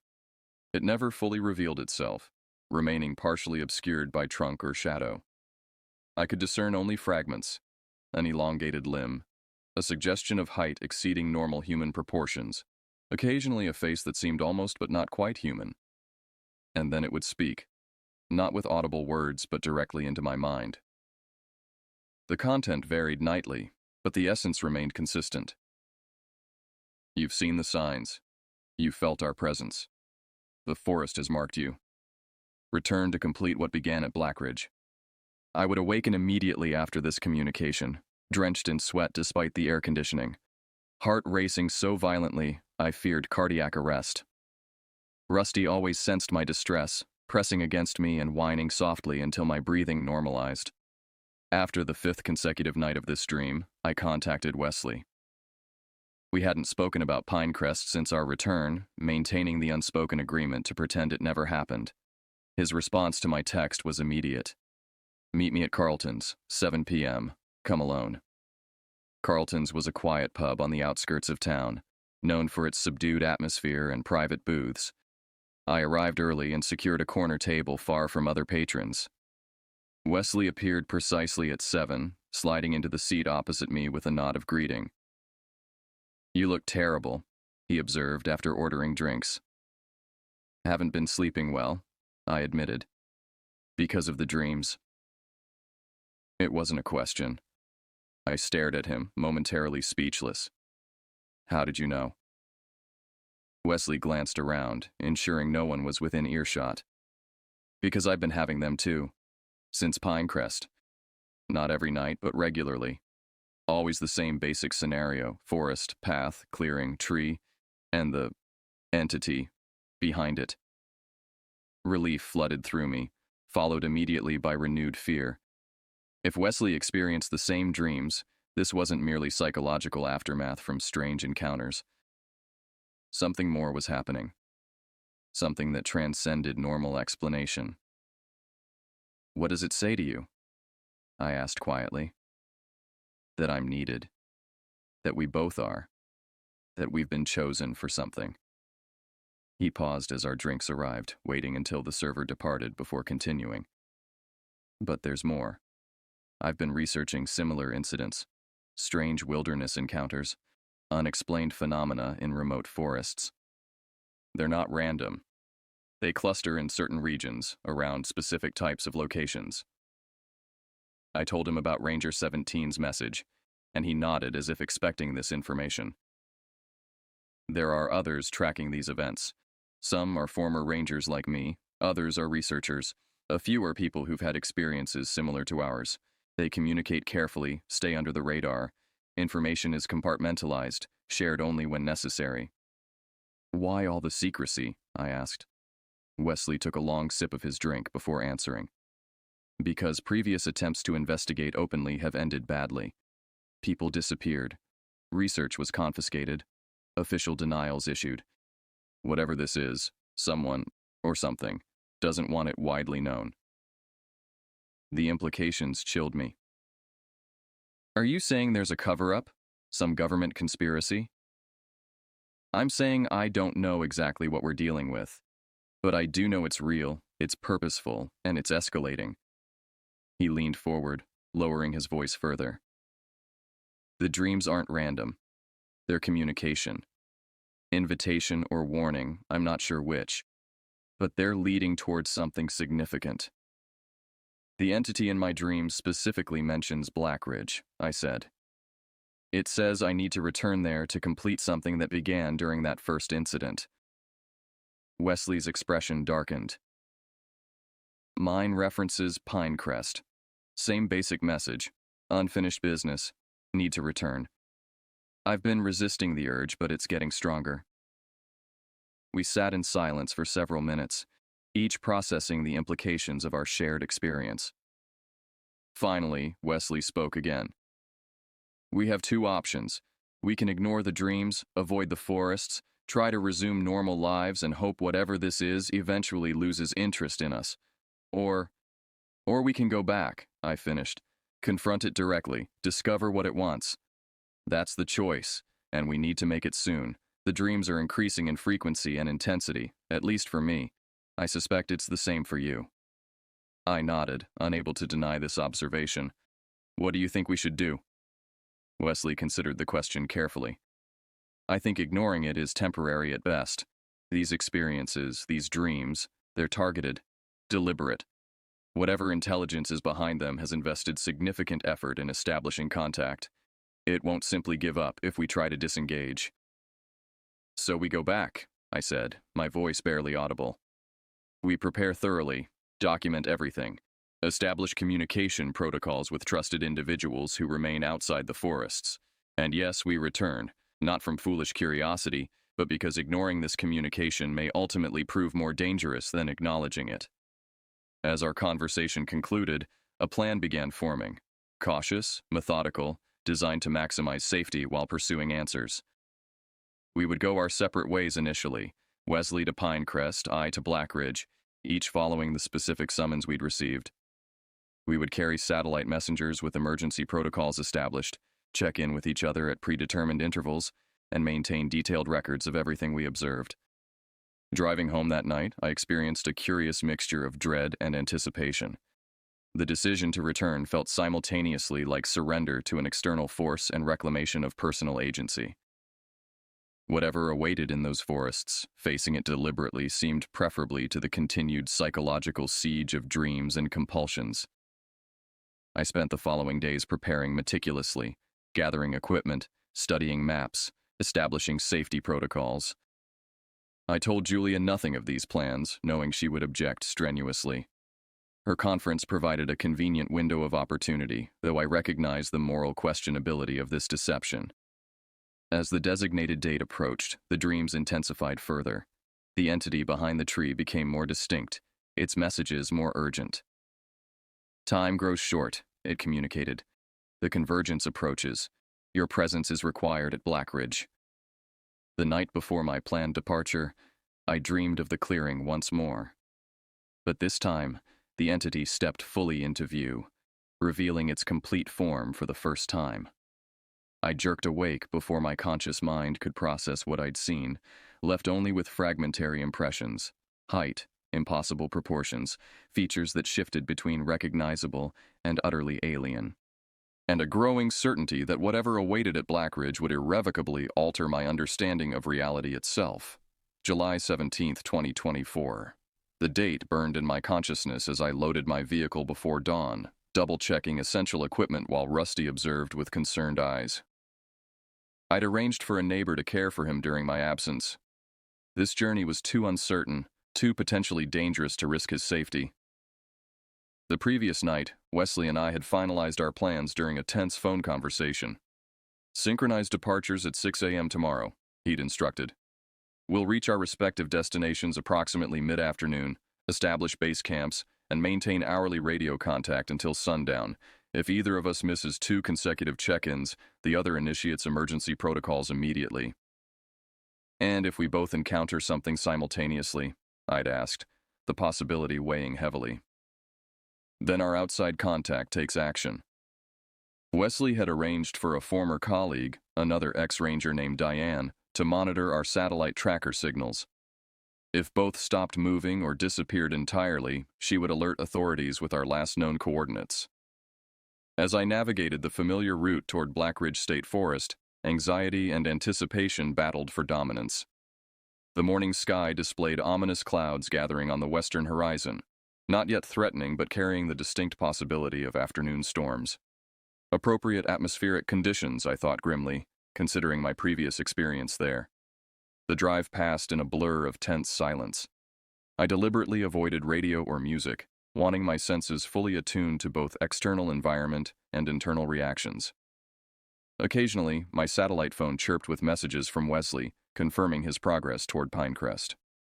I reached the Blackridge Ranger Station shortly after noon. Unlike my previous visit with Julia, I found the small wooden building locked and unattended, with a posted notice indicating reduced staffing due to budget constraints. A self-registration box contained permits for backcountry camping. I completed the necessary form, noting my intended campsite location near Old Growth Loop, the same area where Julia and I had experienced the windstorm. The access road remained unchanged, still winding through increasingly dense forest that seemed to swallow daylight. As I penetrated deeper into Blackridge territory, cell service predictably vanished, leaving only the satellite messenger as my connection to the outside world. I sent a brief update to Wesley. "Approaching destination. All normal so far." His response arrived minutes later. "Same here. Stay alert." The parking area near Old Growth Loop contained 3 vehicles. More company than I'd anticipated, but potentially reassuring if circumstances deteriorated. I gathered my equipment, securing a heavy pack containing supplies for 3 days, though I hoped answers would come sooner than that. The hike to our previous campsite proceeded without incident. The trail showed signs of regular use, with occasional boot prints in muddy sections indicating recent visitors. Birdsong accompanied my journey, along with the usual rustling of small mammals and underbrush. Nothing suggested the otherworldliness I'd experienced previously, just an ordinary forest on a summer afternoon. I reached the clearing around 2:30 p.m. The weather had deteriorated during my hike, with darker clouds gathering overhead and distant thunder grumbling from the west. Unlike my trip with Julia, no protective rock formation graced this site. I would be exposed to whatever atmospheric conditions developed. Setting up camp efficiently, I established a small tent, organized supplies for easy access, and created a rudimentary fire pit. The satellite messenger remained within reach at all times, its signal light blinking reassuringly. I contacted Wesley upon completion. Camp established, weather deteriorating. No anomalous observations yet. His reply came promptly. Similar situation here. First subtle indicators of presence. Unusual silence. Birds departed. Stay vigilant. That message triggered heightened awareness. I scanned my surroundings more carefully, noting that indeed the birdsong had diminished since my arrival. Not complete silence, but a definite reduction in natural forest sounds. The wind stirred tree branches overhead, creating a whispering susurration that seemed almost language-like when I didn't focus directly on it. I completed my preparations as daylight began fading prematurely under the influence of the gathering storm. The air felt electrically charged, raising the hair on my arms despite the warm temperature. Beyond the clearing's edge, shadows deepened between tree trunks, creating the illusion of movement when viewed peripherally. At 6 p.m., I messaged Wesley again. Conditions intensifying, storm approaching, definite sense of presence now. Minutes passed without response. I checked the messenger signal, still active, still connected. I sent another message. Wesley, status update needed. Nothing. Concern building, I initiated our agreed emergency protocol, sending a coded message that would prompt Diane to begin monitoring our situation more actively. Just as I completed this transmission, Wesley's delayed response arrived. Something approaching camp. Not human. Multiple entities. Moving in coordinated pattern. Will attempt documentation. My pulse accelerated dramatically. Before I could respond, he sent another message. Stay where you are. Do not change locations. They're herding, not hunting. Positioning us deliberately. The implications chilled me despite the warm evening air. Whatever these phenomena represented, they appeared to be manipulating our movements, creating some predetermined configuration with Wesley at one point and me at another. For what purpose, I couldn't begin to guess. Thunder crashed overhead, much closer now. Fat raindrops began pattering against the forest canopy, gradually intensifying into a steady downpour. I retreated to my tent, leaving the entrance unzipped for maximum visibility of the clearing. At 7:12 p.m., the forest fell completely silent. Not gradually, not in the natural progression of animals seeking shelter from the storm. One moment, the normal background sounds of a forest in rainfall, water dripping, leaves rustling, distant wildlife calls. The next moment, absolute stillness except for the rain itself. My breath caught in my throat. This was identical to what had preceded the anomalous windstorm during my previous visit. I sent an urgent message to Wesley. Complete silence has begun. Precisely as before. Advise. No response came. Lightning flashed, illuminating the clearing in stark white brilliance. In that frozen moment of illumination, I saw them, figures standing motionless at the forest's edge. Not just one or two, but a complete circle surrounding my clearing. The flash ended before I could process details, returning me to darkness with only the afterimage burned into my retinas. Thunder followed immediately, so powerful it vibrated through the ground beneath my tent. I fumbled for my flashlight, hands trembling so violently I nearly dropped it. Another lightning flash revealed the figures had moved closer, now standing just within the clearing's perimeter. I activated the flashlight, sweeping its beam toward where I'd seen the nearest figure. Nothing appeared in the artificial illumination, just rain-soaked undergrowth and tree trunks. Yet when lightning flashed again, the figures remained clearly visible, now arranged in what appeared to be a geometric pattern across the clearing. Understanding crystallized with terrible clarity. These entities existed just outside normal perception, visible only in the liminal moment of lightning's illumination. My flashlight beam passed through their positions without revealing their presence. With shaking hands, I activated my phone's camera. If I couldn't see them continuously, perhaps I could capture their image. I waited for the next lightning flash, then rapidly took multiple photos in succession. Another message arrived from Wesley. They've encircled my position, visible only during lightning, attempting communication. That last phrase shot adrenaline through my system. Communication? How? I typed hurriedly. What method? Verbal? Physical? His response came after an agonizing delay. Mental impression. Direct, non-linguistic, but translatable. They're indicating something about convergence points. Energy nexus. You and I positioned at critical junctions. As I absorbed these words, the storm's intensity increased dramatically. Wind that had been merely gusty transformed into a roaring force that bent trees to dangerous angles. Rain fell in horizontal sheets, pummeling my tent with such force that I feared structural failure. Lightning flashed continuously now, providing sustained glimpses of the figures, which had arranged themselves in 2 concentric circles around my position. In one extended flash, I finally observed details I'd missed previously. The entities possessed humanoid structure, but with disturbing differences. Elongated limbs with too many joints, torsos impossibly thin, heads that seemed to shift between forms when viewed directly. Most troubling was their movement. Not the smooth motion of living organisms, but staccato transitions between positions, as if they existed in fractured time. A message notification drew my attention back to the satellite device. They're conducting some form of ritual, energy harnessing. We are catalysts, not participants. Black Ridge and Pinerest are nodes in larger network. Previous visitors left altered, carrying energy signature. That's why we were drawn back. Completion of circuit. Wesley's assessment aligned with the sensations flooding through me. My skin tingled with electrical energy that had nothing to do with the storm. The air inside my tent seemed to thicken, becoming viscous around my limbs. Each breath required conscious effort, as if oxygen itself had transformed into something not quite suitable for human lungs. Another message appeared. Don't resist. Resistance intensifies effects. Allow process to complete. Easy for him to say, I thought desperately.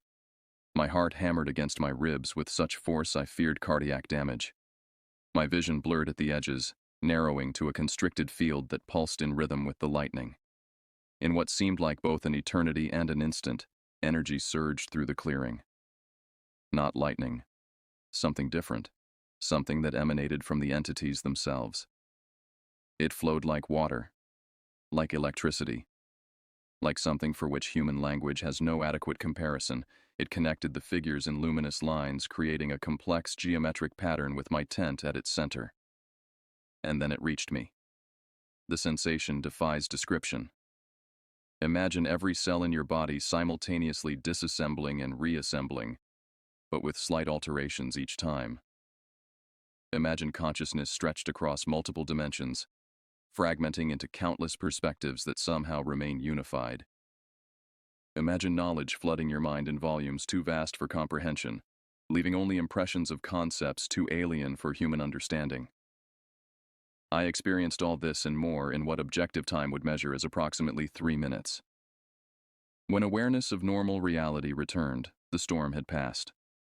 Moonlight filtered through dispersing clouds, illuminating a clearing that showed no evidence of the entity's presence. My tent remained intact despite the tempest's fury. The forest had resumed its normal nighttime sounds, insects chirping, occasional owl calls, leaves rustling in gentle breeze. With trembling fingers, I checked my phone, scrolling through the photos I'd taken during lightning flashes. Nothing appeared in the images except empty clearing and rain-streaked darkness.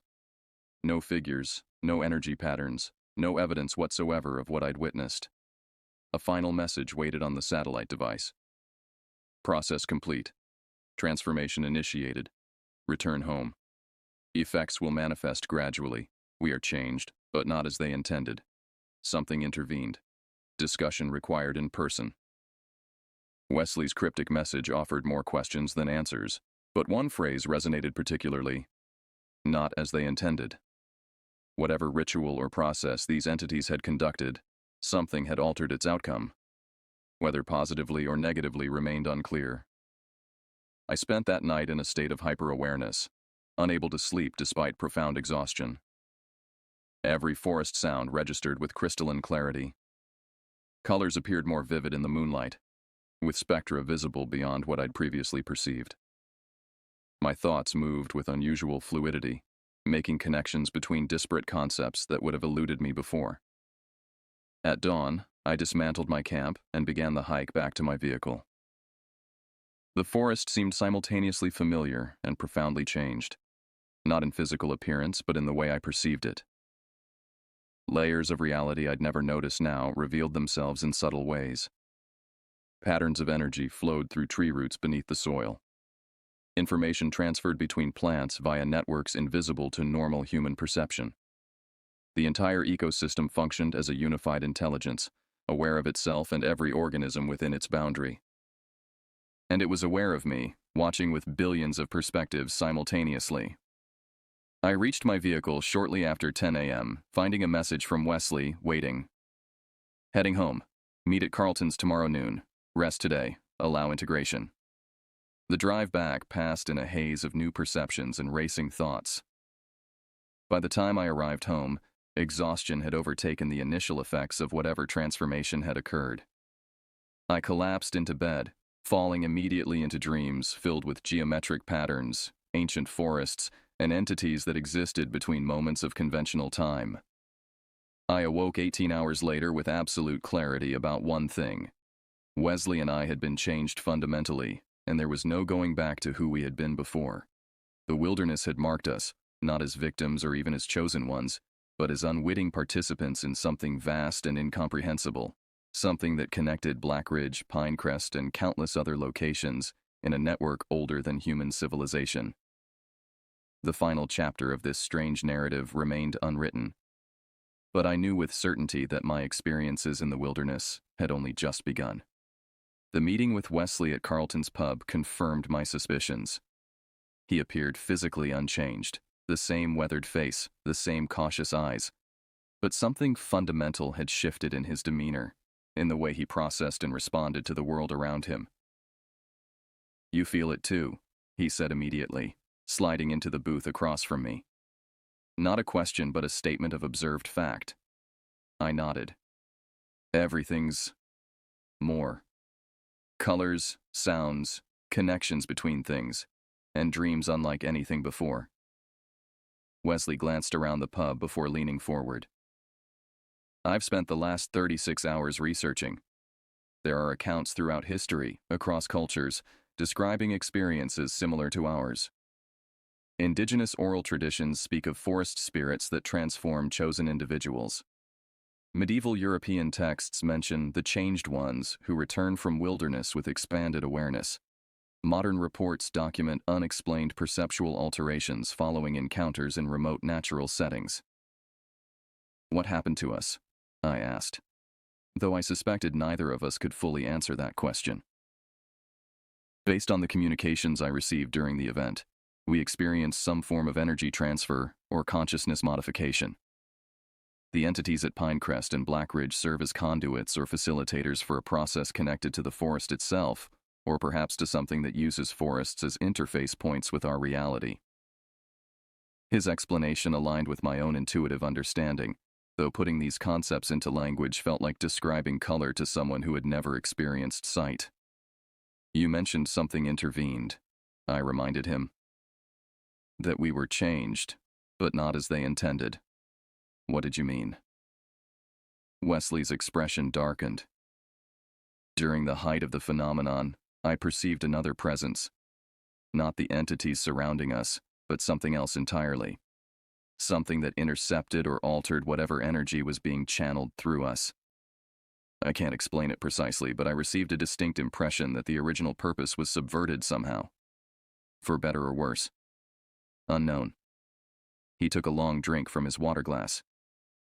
But I suspect we'll discover the answer soon enough. These alterations to our perception aren't static. They're evolving, expanding. Each night, my dreams take me deeper into understanding that remains just beyond conscious grasp during waking hours.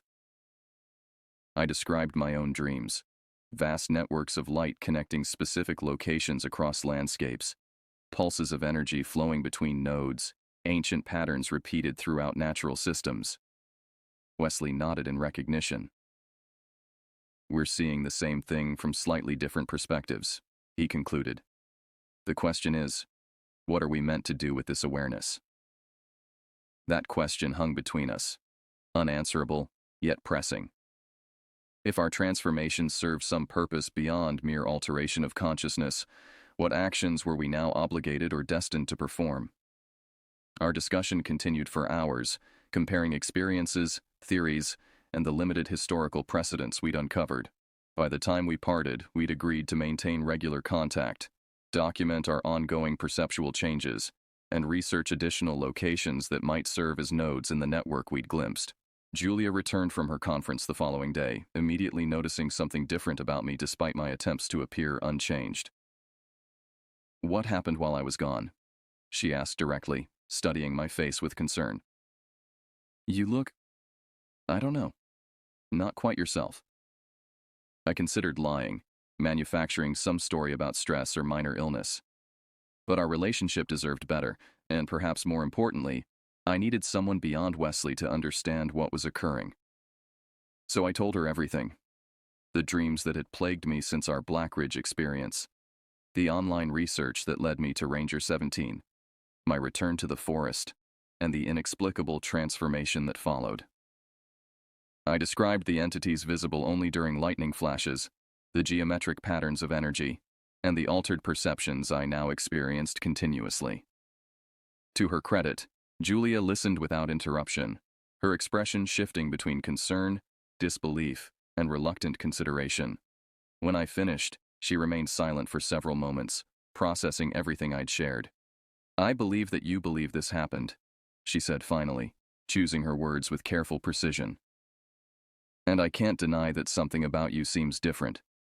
Your eyes, the way you move, even how you've been looking at ordinary objects around the house. Something has changed. But you don't believe my explanation," I concluded, unsurprised. "I'm a science teacher," she replied. "My first inclination is to seek rational explanations. Stress-induced hallucinations, perhaps some environmental toxin in that forest that affects neurological function, maybe even a minor stroke or other medical condition that's altered your perception." I nodded, acknowledging the reasonableness of her skepticism. "That said," she continued, "I was with you at Black Ridge. I felt that unnatural silence before the storm. I saw that shadow outside our tent, so I can't dismiss everything you're describing as purely imaginary." Her partial acceptance provided unexpected relief. I hadn't realized how much I needed validation from someone outside the experience itself, someone whose perception remained firmly anchored in conventional reality. "I want you to see a doctor," she added. "Not because I think you're crazy, but because some aspects of what you're describing could have medical causes we need to rule out." I agreed to this reasonable request, though I knew medical examination would reveal nothing physically wrong with me. Whatever had changed existed beyond the parameters of conventional medical understanding. The following weeks established a new pattern of existence. During daylight hours, I maintained the appearance of normalcy, attending work meetings, completing architectural drawings, engaging in routine conversations. But each activity now carried an additional layer of perception, a heightened awareness of underlying patterns and connections invisible to others. I could sense the emotional states of colleagues before they spoke. Building materials revealed their molecular structures to my enhanced perception. Urban environments displayed energy flows between structures, people, and natural elements that persisted despite concrete and steel barriers. Nights brought increasingly complex dreams, not just observations of the energy network I'd glimpsed at Black Ridge, but apparent instructions for interacting with it. Specific locations appeared repeatedly. Coordinates burned into my dreaming consciousness with urgent intensity. Some were familiar: Black Ridge, Pinecrest, Meadow Creek. Others represented places I'd never visited, scattered across the continental United States and beyond. Wesley experienced similar nocturnal guidance, as our regular communications confirmed. We began mapping these locations, searching for patterns in their geographic distribution. Gradually, a geometric structure emerged, nodes positioned at precise intervals, forming what appeared to be a vast circuit across the North American landscape. Medical examinations revealed nothing unusual beyond slightly elevated brainwave activity during sleep studies. Blood work, neurological assessments, and psychiatric evaluations all returned essentially normal results. The doctors found no physical cause for my reported perceptual changes, eventually suggesting stress management techniques and possible anxiety medication. I declined the latter, knowing pharmaceuticals would likely interfere with whatever process continued unfolding within my altered consciousness. Julia accepted the medical findings with visible relief, though her skepticism regarding my supernatural explanation remained firmly intact. By mid-August, the dreams had coalesced into unmistakable directives. 3 specific locations demanded attention: the original sites at Black Ridge and Pinecrest, plus a 3rd location in northern Michigan called Whispering Pines Nature Preserve. Wesley and I needed to visit these sites simultaneously, performing specific actions at precisely coordinated moments to complete the circuit disrupted during our previous encounters. "It's too dangerous," Julia argued when I explained the necessity of this triplet expedition. "You have no idea what might happen if you follow these instructions from your dreams."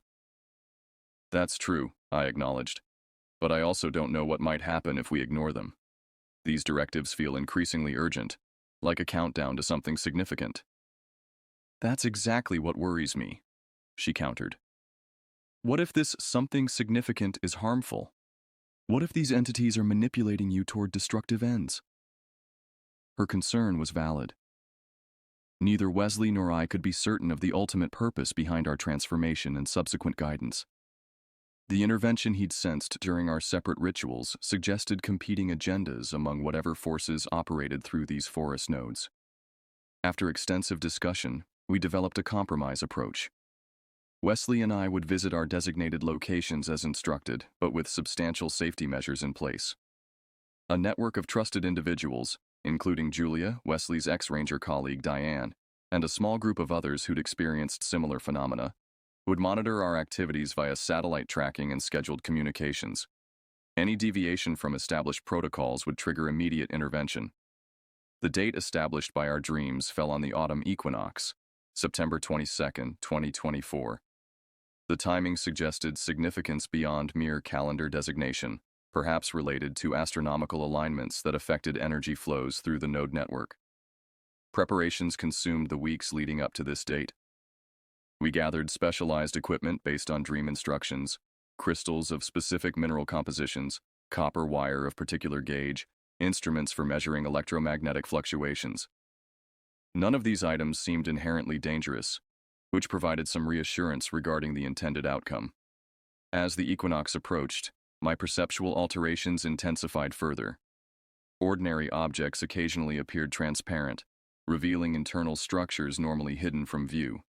Time periodically fluctuated, accelerating or slowing subjectively while clocks maintained their steady pace.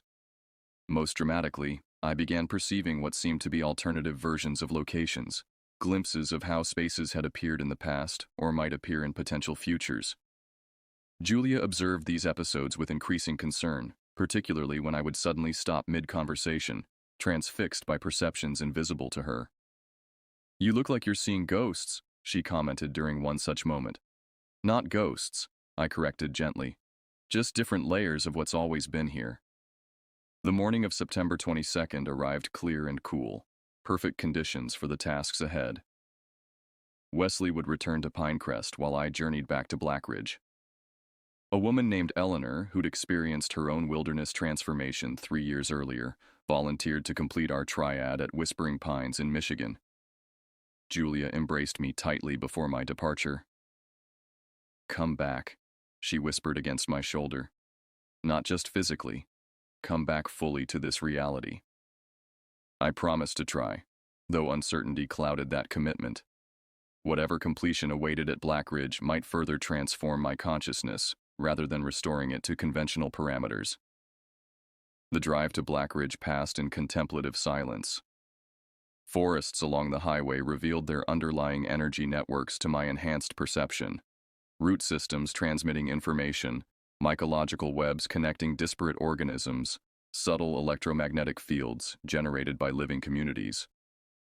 By the time I reached the ranger station, ordinary physical reality seemed merely the outermost layer of a much deeper, more complex system. Unlike my previous visit, the station was staffed today.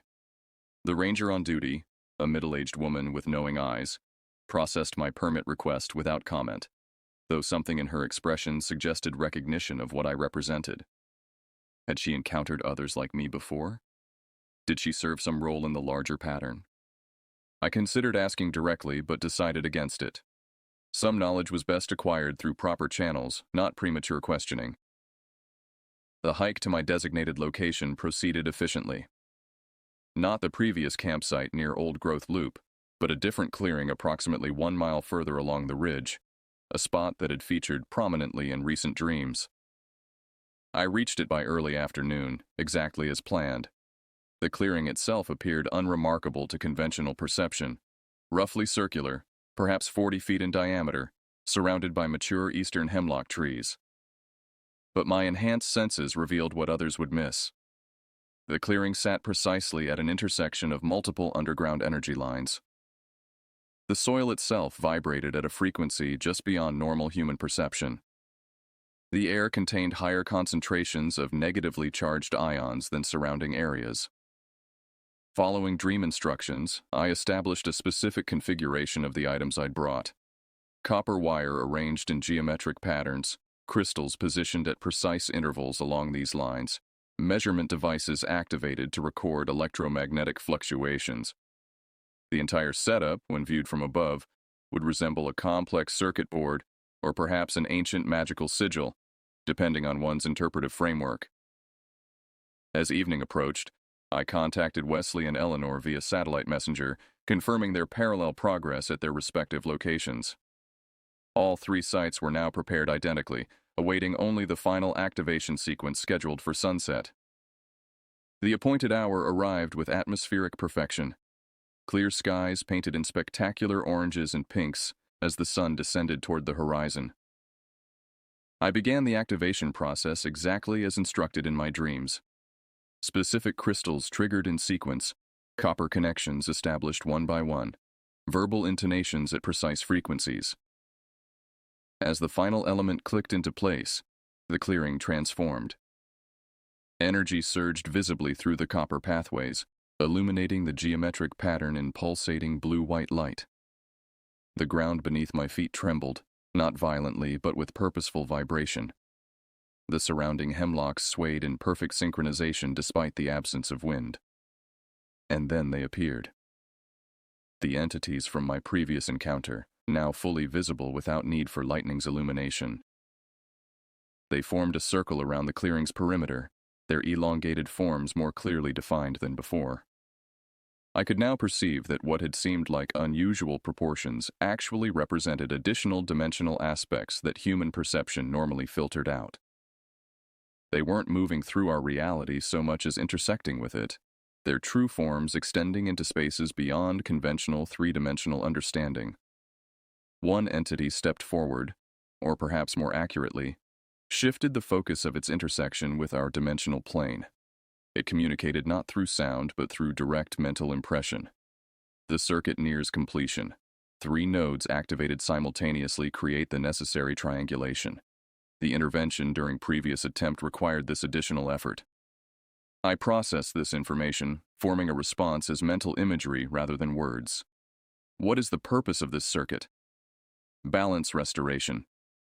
The entity's communication carried complex conceptual weight beyond simple translation. Your species has severed connections between consciousness layers. This severance threatens stability of intersecting realities. We repair through human conduits who maintain physical presence in your dimensional expression. Another mental question: why us specifically? Compatibility factors. receptivity patterns, previous lifetime intersections. The entity shifted position slightly, its form rippling with colors beyond normal visual spectrum. You volunteered before embodiment, memory occluded by incarnation limitations. This revelation stunned me momentarily. Had Wesley, Eleanor, and I actually agreed to this role before birth? Did we carry some pre-existing connection to these entities or the work they performed? Before I could pursue this line of questioning, energy surged through the copper circuit with renewed intensity. The entity communicated with increased urgency. Full activation commences. Stabilize your consciousness pattern. Maintain focus on triangulation coordinates. I centered my awareness as instructed, visualizing the three-point connection between Black Ridge Pinecrest and Whispering Pines. Energy flowed between these points, creating a triangular field that expanded beyond physical locations into some other dimensional aspect. What happened next defies adequate description in human language. The fabric of reality itself appeared to fold, creating a temporary aperture between dimensional planes. Through this opening flowed something that registered in my perception as both energy and information, vast quantities of data encoded in patterns that rewrote portions of local reality structure. The entities surrounding my clearing channeled this flow, directing it through the copper circuits and crystal nodes I'd established. My own consciousness served as some form of translator or transformer, converting the incoming energy information into formats compatible with Earth's particular dimensional frequency. At the height of this process, I experienced direct communion with Wesley and Eleanor, despite our physical separation by hundreds of miles. Our three consciousnesses briefly merged, functioning as aspects of a unified awareness overseeing the entire operation. In that temporary union, I glimpsed the full magnitude of what we were participating in. A planetary healing process addressing damage inflicted by humanity's separation from natural systems and deeper reality structures. The circuit completion lasted approximately 17 minutes according to the monitoring equipment, though subjective experience suggested both much shorter and vastly longer durations simultaneously. As the energy flow gradually diminished, the dimensional aperture closed, the entities withdrew from their interactive formation, and normal perception reasserted itself within the clearing. But normal now incorporated far more than before. My already enhanced awareness had expanded exponentially. I perceived not just energy patterns and hidden connections, but the actual informational structure underlying physical reality. The forest around me existed simultaneously as matter, energy, information, and consciousness, all equally valid expressions of the same fundamental matrix. More significantly, I understood my role within this system with newfound clarity. The entities hadn't merely used us as passive conduits, they had activated dormant capacities within human consciousness that served crucial functions in maintaining reality coherence across dimensional interfaces. We weren't the first to undergo this activation, nor would we be the last. Throughout human history, individuals had been selected, transformed, and enlisted in this ongoing work, sometimes knowingly, often unknowingly.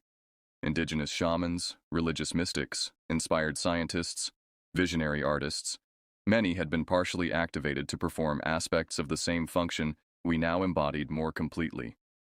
As night fell fully over Black Ridge Forest, I gathered my equipment with movements that felt simultaneously familiar and entirely new. My body operated with heightened coordination, responding to thought with unprecedented precision. The copper circuits and crystals, having served their catalytic purpose, now appeared as ordinary objects once more, though I could still perceive the energetic imprints they carried. Messages from Wesley and Eleanor confirmed they had experienced parallel processes with similar outcomes. Our shared consciousness connection had diminished after the circuit's completion, but remained accessible with focused intention. We could communicate directly when necessary, though standard methods would suffice for routine coordination. I hiked back to my vehicle under a star-filled sky that revealed patterns invisible to conventional human perception. Cosmic energies connected directly to the forest network beneath my feet, the entire system pulsating with purposeful activity that had always existed beyond unaided awareness. The drive home unfolded through landscapes transformed by my expanded perception. Urban areas revealed themselves as complex energy systems interacting with natural patterns in both harmonious and discordant relationships. Human beings appeared as multidimensional entities temporarily focused in physical forms, their true nature extending far beyond bodily limitations. Julia waited anxiously on our front porch, her relief palpable as my car pulled into the driveway. She rushed forward as I emerged, then stopped abruptly several feet away, her expression shifting from welcome to uncertainty. "Your eyes," she whispered. "They're different." I smiled gently, understanding her discomfort. "Everything's different now. But I'm still me, Julia. Just more than before." She approached cautiously, studying my face in the porch light. What happened out there? How could I possibly explain what had transpired? What words could capture the dimensional interfaces, the reality restructuring, the activation of dormant consciousness functions? Even with my enhanced communication abilities, some experiences remained beyond language's capacity to convey. "I helped repair something broken," I said simply. "Something important for everyone, whether they know it or not." Julia touched my face hesitantly, as if verifying I remained physically present despite the obvious changes in my consciousness. "Will you stay? Here with me in this life we've built?" The question contained layers of meaning. Would I remain connected to conventional human experience despite my transformation? Would I continue participating in ordinary relationships and responsibilities? Or would my expanded awareness draw me away from such mundane concerns toward more esoteric pursuits? "I'll stay," I promised, embracing her gently. "That's part of the purpose. To bridge worlds, rather than abandon either." The entities showed me that integration serves the greater function better than separation. Relief softened her features, though uncertainty lingered in her eyes. "These entities, are they finished with you now? With Wesley and the others?" I shook my head slowly. "No. What happened today was just the first major circuit completion.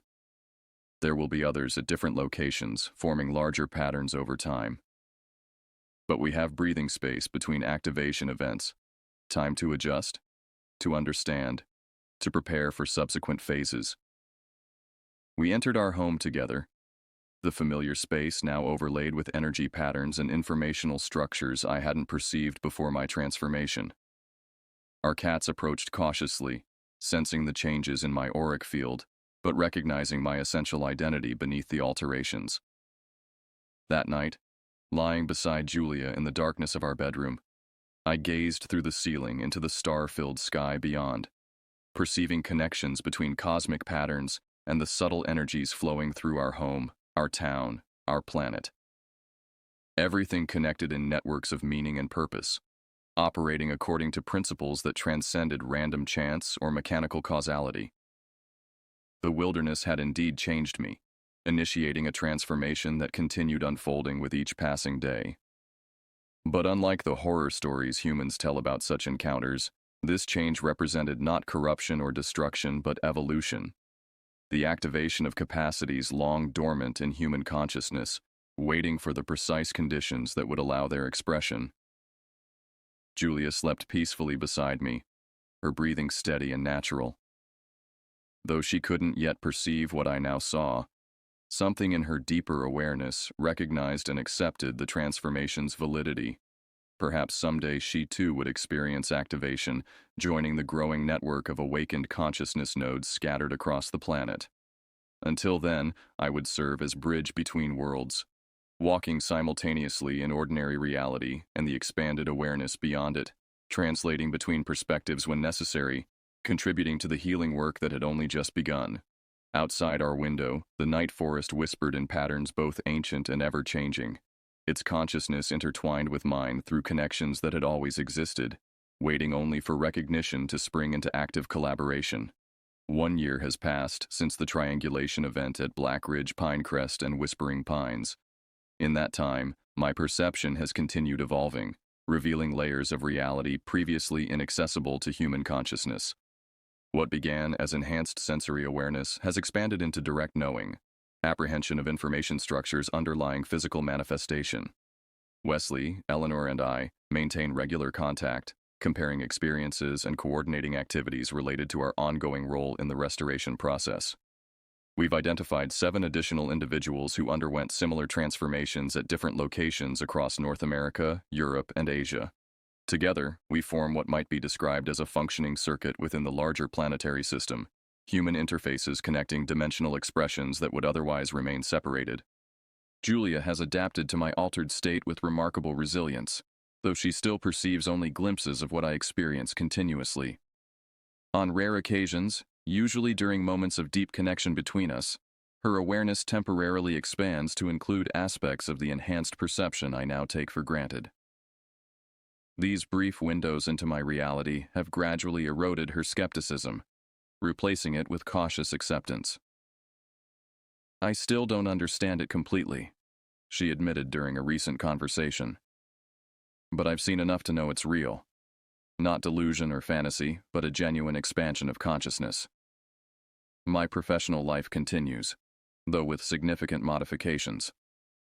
Architectural design now incorporates awareness of energy flows and information fields affecting human experience within built environments. My firm initially regarded these considerations with skepticism, but has gradually recognized their practical value in creating harmonious, functional spaces. Projects incorporating these principles consistently receive exceptional client feedback, often described in terms of feeling right or naturally comfortable, without clients understanding exactly why. The entities we encountered during our forest experiences maintain occasional communication, though less directly than during activation events. They exist primarily in dimensional expressions adjacent to our physical reality, intersecting with Earth's particular frequency band at specific locations, usually ancient forests, certain geological formations, or powerful water features. Their purpose remains consistent: repair and maintain connections between reality layers that human consciousness has primarily forgotten or deliberately severed. This separation wasn't inherently malevolent, but emerged as an evolutionary stage, a necessary period of differentiation allowing certain aspects of consciousness to develop independently before reintegration. The problem arose when this temporary separation calcified into apparent permanence, creating dysfunction within interconnected systems that require balanced information flow to maintain coherence. Our role as human interfaces serves this reintegration process.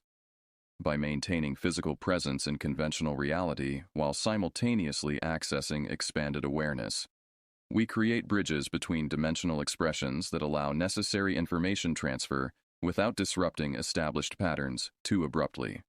The work continues in cycles, with intensive activation events interspersed with periods of integration and preparation. Each completion circuit expands the network of conscious connection, gradually reestablishing coherence across previously separated domains. The entities provide guidance regarding timing and methodology, but increasingly we understand these processes directly, requiring less external instruction. Last month, Wesley, Eleanor, and I participated in the second major triangulation event, activating nodes in Colorado, Arizona, and New Mexico simultaneously. The energy transfer substantially exceeded our previous experience, suggesting progressive amplification as the network expands. 4 additional participants activated secondary nodes in surrounding states, creating a resonance field that stabilized and extended the primary triangulation effect. Following this activation, my perception expanded further, revealing what might be described as parallel probability streams, alternative expressions of reality that exist simultaneously within the same approximate space, but at different vibrational frequencies. These alternatives aren't separate worlds in the science fiction sense, but rather varied expressions of possibility within a unified field of consciousness. Most humans perceive only the particular probability stream their awareness has been conditioned to recognize, filtering out alternatives as effectively as we filter out certain wavelengths of light or sound. My activated perception now registers these multiple streams simultaneously, allowing conscious navigation between them under certain conditions. This capability explains phenomena long relegated to superstition or imagination: prophetic dreams, déjà vu experiences, intuitive flashes, and synchronicities. These represent momentary slippages between probability streams, brief perceptions of alternative expressions normally filtered from awareness. The implications extend beyond individual experience to collective human development. As our network of activated consciousness expands, we're establishing conditions that will eventually allow larger segments of humanity to access these expanded perceptions naturally. Not everyone will experience full activation. Diversity of perception serves important functions within the larger system, but the rigid barriers between conventional and expanded awareness are gradually diminishing. Julia has begun documenting these changes from her unique perspective as intimate witness to transformation she doesn't fully share. Her background in science education provides valuable framework for translating these experiences into language accessible to those still operating exclusively within conventional perception parameters. "I'm trying to create a bridge," she explained when sharing early drafts of her manuscript. "Not everyone will undergo the kind of dramatic activation you experienced, but many are ready for expanded understanding if presented in familiar terms." Her work represents one aspect of the integration phase following major activation events, translating expanded perception into concepts recognizable within conventional reality structures. Others in our network perform similar functions through artistic expression, technological innovation, scientific research, and direct mentorship of individuals showing early signs of spontaneous activation. The entities approve of these translation efforts, recognizing that forced or premature expansion of consciousness often creates dysfunction rather than integration. Evolution proceeds most harmoniously when each system develops according to its inherent timing, while maintaining appropriate connections with larger structures. During recent communion with entity consciousness, I received clearer understanding of the historical context for current activation processes. Throughout Earth's developmental history, cycles of separation and reintegration have occurred repeatedly, each serving specific evolutionary functions. The current cycle began approximately 12,000 years ago with the emergence of agricultural civilization and attendant shifts in human relationship with natural systems. This period of separation allowed development of certain cognitive capacities, technological innovations, and social structures that will ultimately serve larger evolutionary purposes once properly reintegrated with aspects temporarily forgotten. The entities neither judge this separation as wrong nor idealize previous conditions as perfect. They simply facilitate necessary reconnection when appropriate developmental thresholds have been reached. We're now entering a critical phase in this reintegration process. The expansion of human technological capacity has accelerated to the point where it threatens systemic stability, if not balanced by corresponding expansion of consciousness. Our network serves as catalyst for this balancing, establishing patterns that larger population segments will eventually follow through natural resonance rather than artificial imposition. Last week, I returned to Black Ridge Forest, not for formal activation work, but personal communion with the specific energies present at my original transformation site. The forest welcomed me with familiar resonance, its consciousness recognizing mine instantly despite the year's absence. Sitting in the clearing where I'd first encountered the entities, I allowed my awareness to expand fully, perceiving the location across multiple dimensional expressions simultaneously. In one probability stream, the clearing remained unchanged from my last visit. In another, a massive tree had fallen during winter storms, creating new growth patterns in the suddenly sunlit understory. In yet another, human activity had expanded into this previously remote area, altering energy flows and relationship patterns. All these expressions existed simultaneously, each valid within its particular frequency range. My expanded perception encompassed them without contradiction or confusion, recognizing them as varied aspects of unified reality rather than competing versions requiring exclusionary choice. As twilight descended over the clearing, entity presence manifested more directly than usual outside formal activation events. Their communication carried congratulation and confirmation. Our work progressed according to appropriate patterns, with activation phases proceeding as needed despite adjustment requirements following the intervention during initial encounters. Intervention? I questioned, recalling Wesley's sensation of something altering the intended outcome during our separate forest experiences. The entity clarified. Competing consciousness expressions had attempted to direct activation energy toward purposes serving separation rather than integration. This intervention hadn't defeated the activation, but had necessitated additional triangulation events to establish proper connection patterns. The competing expressions weren't evil in human moral terms, but represented aspects still benefiting from continued separation phases. As darkness enveloped the forest, I perceived these competing expressions directly. Consciousness operating through dimensional interfaces similar to those our entities utilized but oriented toward maintaining or extending separation rather than facilitating integration. Their presence registered as discordant patterns within otherwise harmonious energy flows, creating interference that required compensatory adjustments within our activation network. This revelation expanded my understanding of our role significantly. We weren't simply repairing accidental damage to reality coherence, but participating in something more complex. A negotiated transition between evolutionary phases where different aspects legitimately served varied functions within the larger system. I shared this understanding with Wesley and Eleanor upon returning home, finding they had received similar clarification through their own communion experiences. Our network now adjusted operational parameters accordingly, recognizing that integration required appropriate timing rather than forced implementation against persistent separation patterns. Julia noticed the subtle shift in my perspective immediately. "Something's changed," she observed as I unpacked from the Blackridge visit. "You seem, more settled somehow. Less urgently driven." Her perception proved remarkably accurate.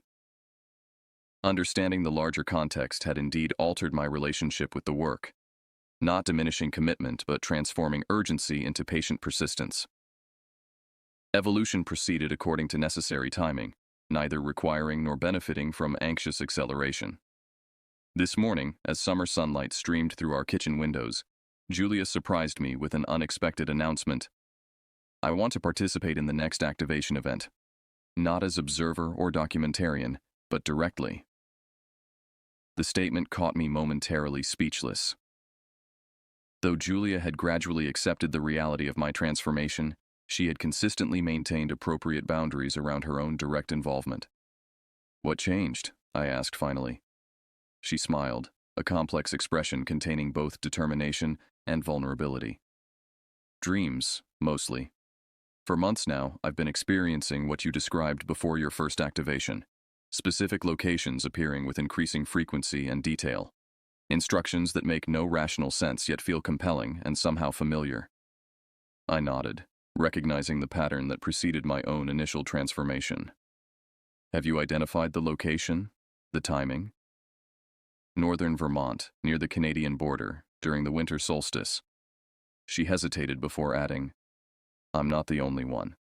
3 others without previous direct involvement have reported identical dreams focusing on the same region." This development aligned with information our network had recently received regarding the next major activation phase. 4 new primary nodes would establish connection during December, expanding the integration field substantially. Julia's inclusion represented an important transition, activation extending beyond those who had experienced initial forest encounters to individuals prepared through different pathways. The implications resonate beyond our immediate circle to broader human evolution. Consciousness activation is accelerating according to natural timing rather than artificial imposition. Those ready for expanded perception receive appropriate preparation through dreams, intuitive promptings, and synchronistic encounters. Others maintain conventional awareness longer, serving necessary functions within that expression, while reality streams gradually converge. As I complete this account of my experiences, autumn leaves dance outside my window in patterns revealing information transfer between trees preparing for seasonal transition. Birds flying south carry electromagnetic signatures that interact with Earth's field in precisely calibrated relationships. Cloud formations above the distant mountains encode data accessible to those with activated perception, while simultaneously serving atmospheric functions recognized by conventional science. Everything serves multiple purposes simultaneously across varied dimensional expressions. Nothing exists in isolation or functions through singular causality. The horror I initially experienced in those forest encounters represented simply the disorientation of consciousness expanding beyond accustomed limitations. Fear arising not from external threat, but internal resistance to transformation. The wilderness changed me, as it has changed countless others throughout human history, not through malevolent intention or random accident, but through activation of capacities always present yet temporarily dormant during necessary phases of focused development. We stand at evolutionary threshold, individually and collectively. The forests know this. The entities facilitating transformation know this. And increasingly, humans with activated consciousness know this, not as abstract theory or spiritual belief, but as direct perception of reality structures previously filtered from awareness. The integration continues, proceeding neither too quickly nor too slowly, but exactly as required by the complex, interconnected systems involved. Those ready for expanded perception receive necessary activation. Those requiring additional preparation within conventional parameters continue their development accordingly. And the forests wait, as they have always waited, simultaneously within and beyond time. Conscious participants in evolutionary processes that transcend human understanding while remaining intimately connected to human experience. I return to those forests regularly now, no longer seeking dramatic transformation, but quiet communion, with consciousness expressions that teach through resonance rather than language. Julia sometimes accompanies me, her perception gradually expanding through natural exposure rather than catalytic event. The horror of my initial encounters has transformed into profound appreciation for processes far more complex and purposeful than I originally understood. What seemed threatening or alien now reveals itself as necessary function within systems too vast for conventional human perception to encompass completely. And so we continue, walking between worlds that were never truly separate, translating between expressions that remain connected despite apparent divisions, serving integration that proceeds according to patterns established long before human consciousness emerged on this particular planetary expression. The wilderness changed me. And through that change, I discovered the wilderness was never truly outside us at all.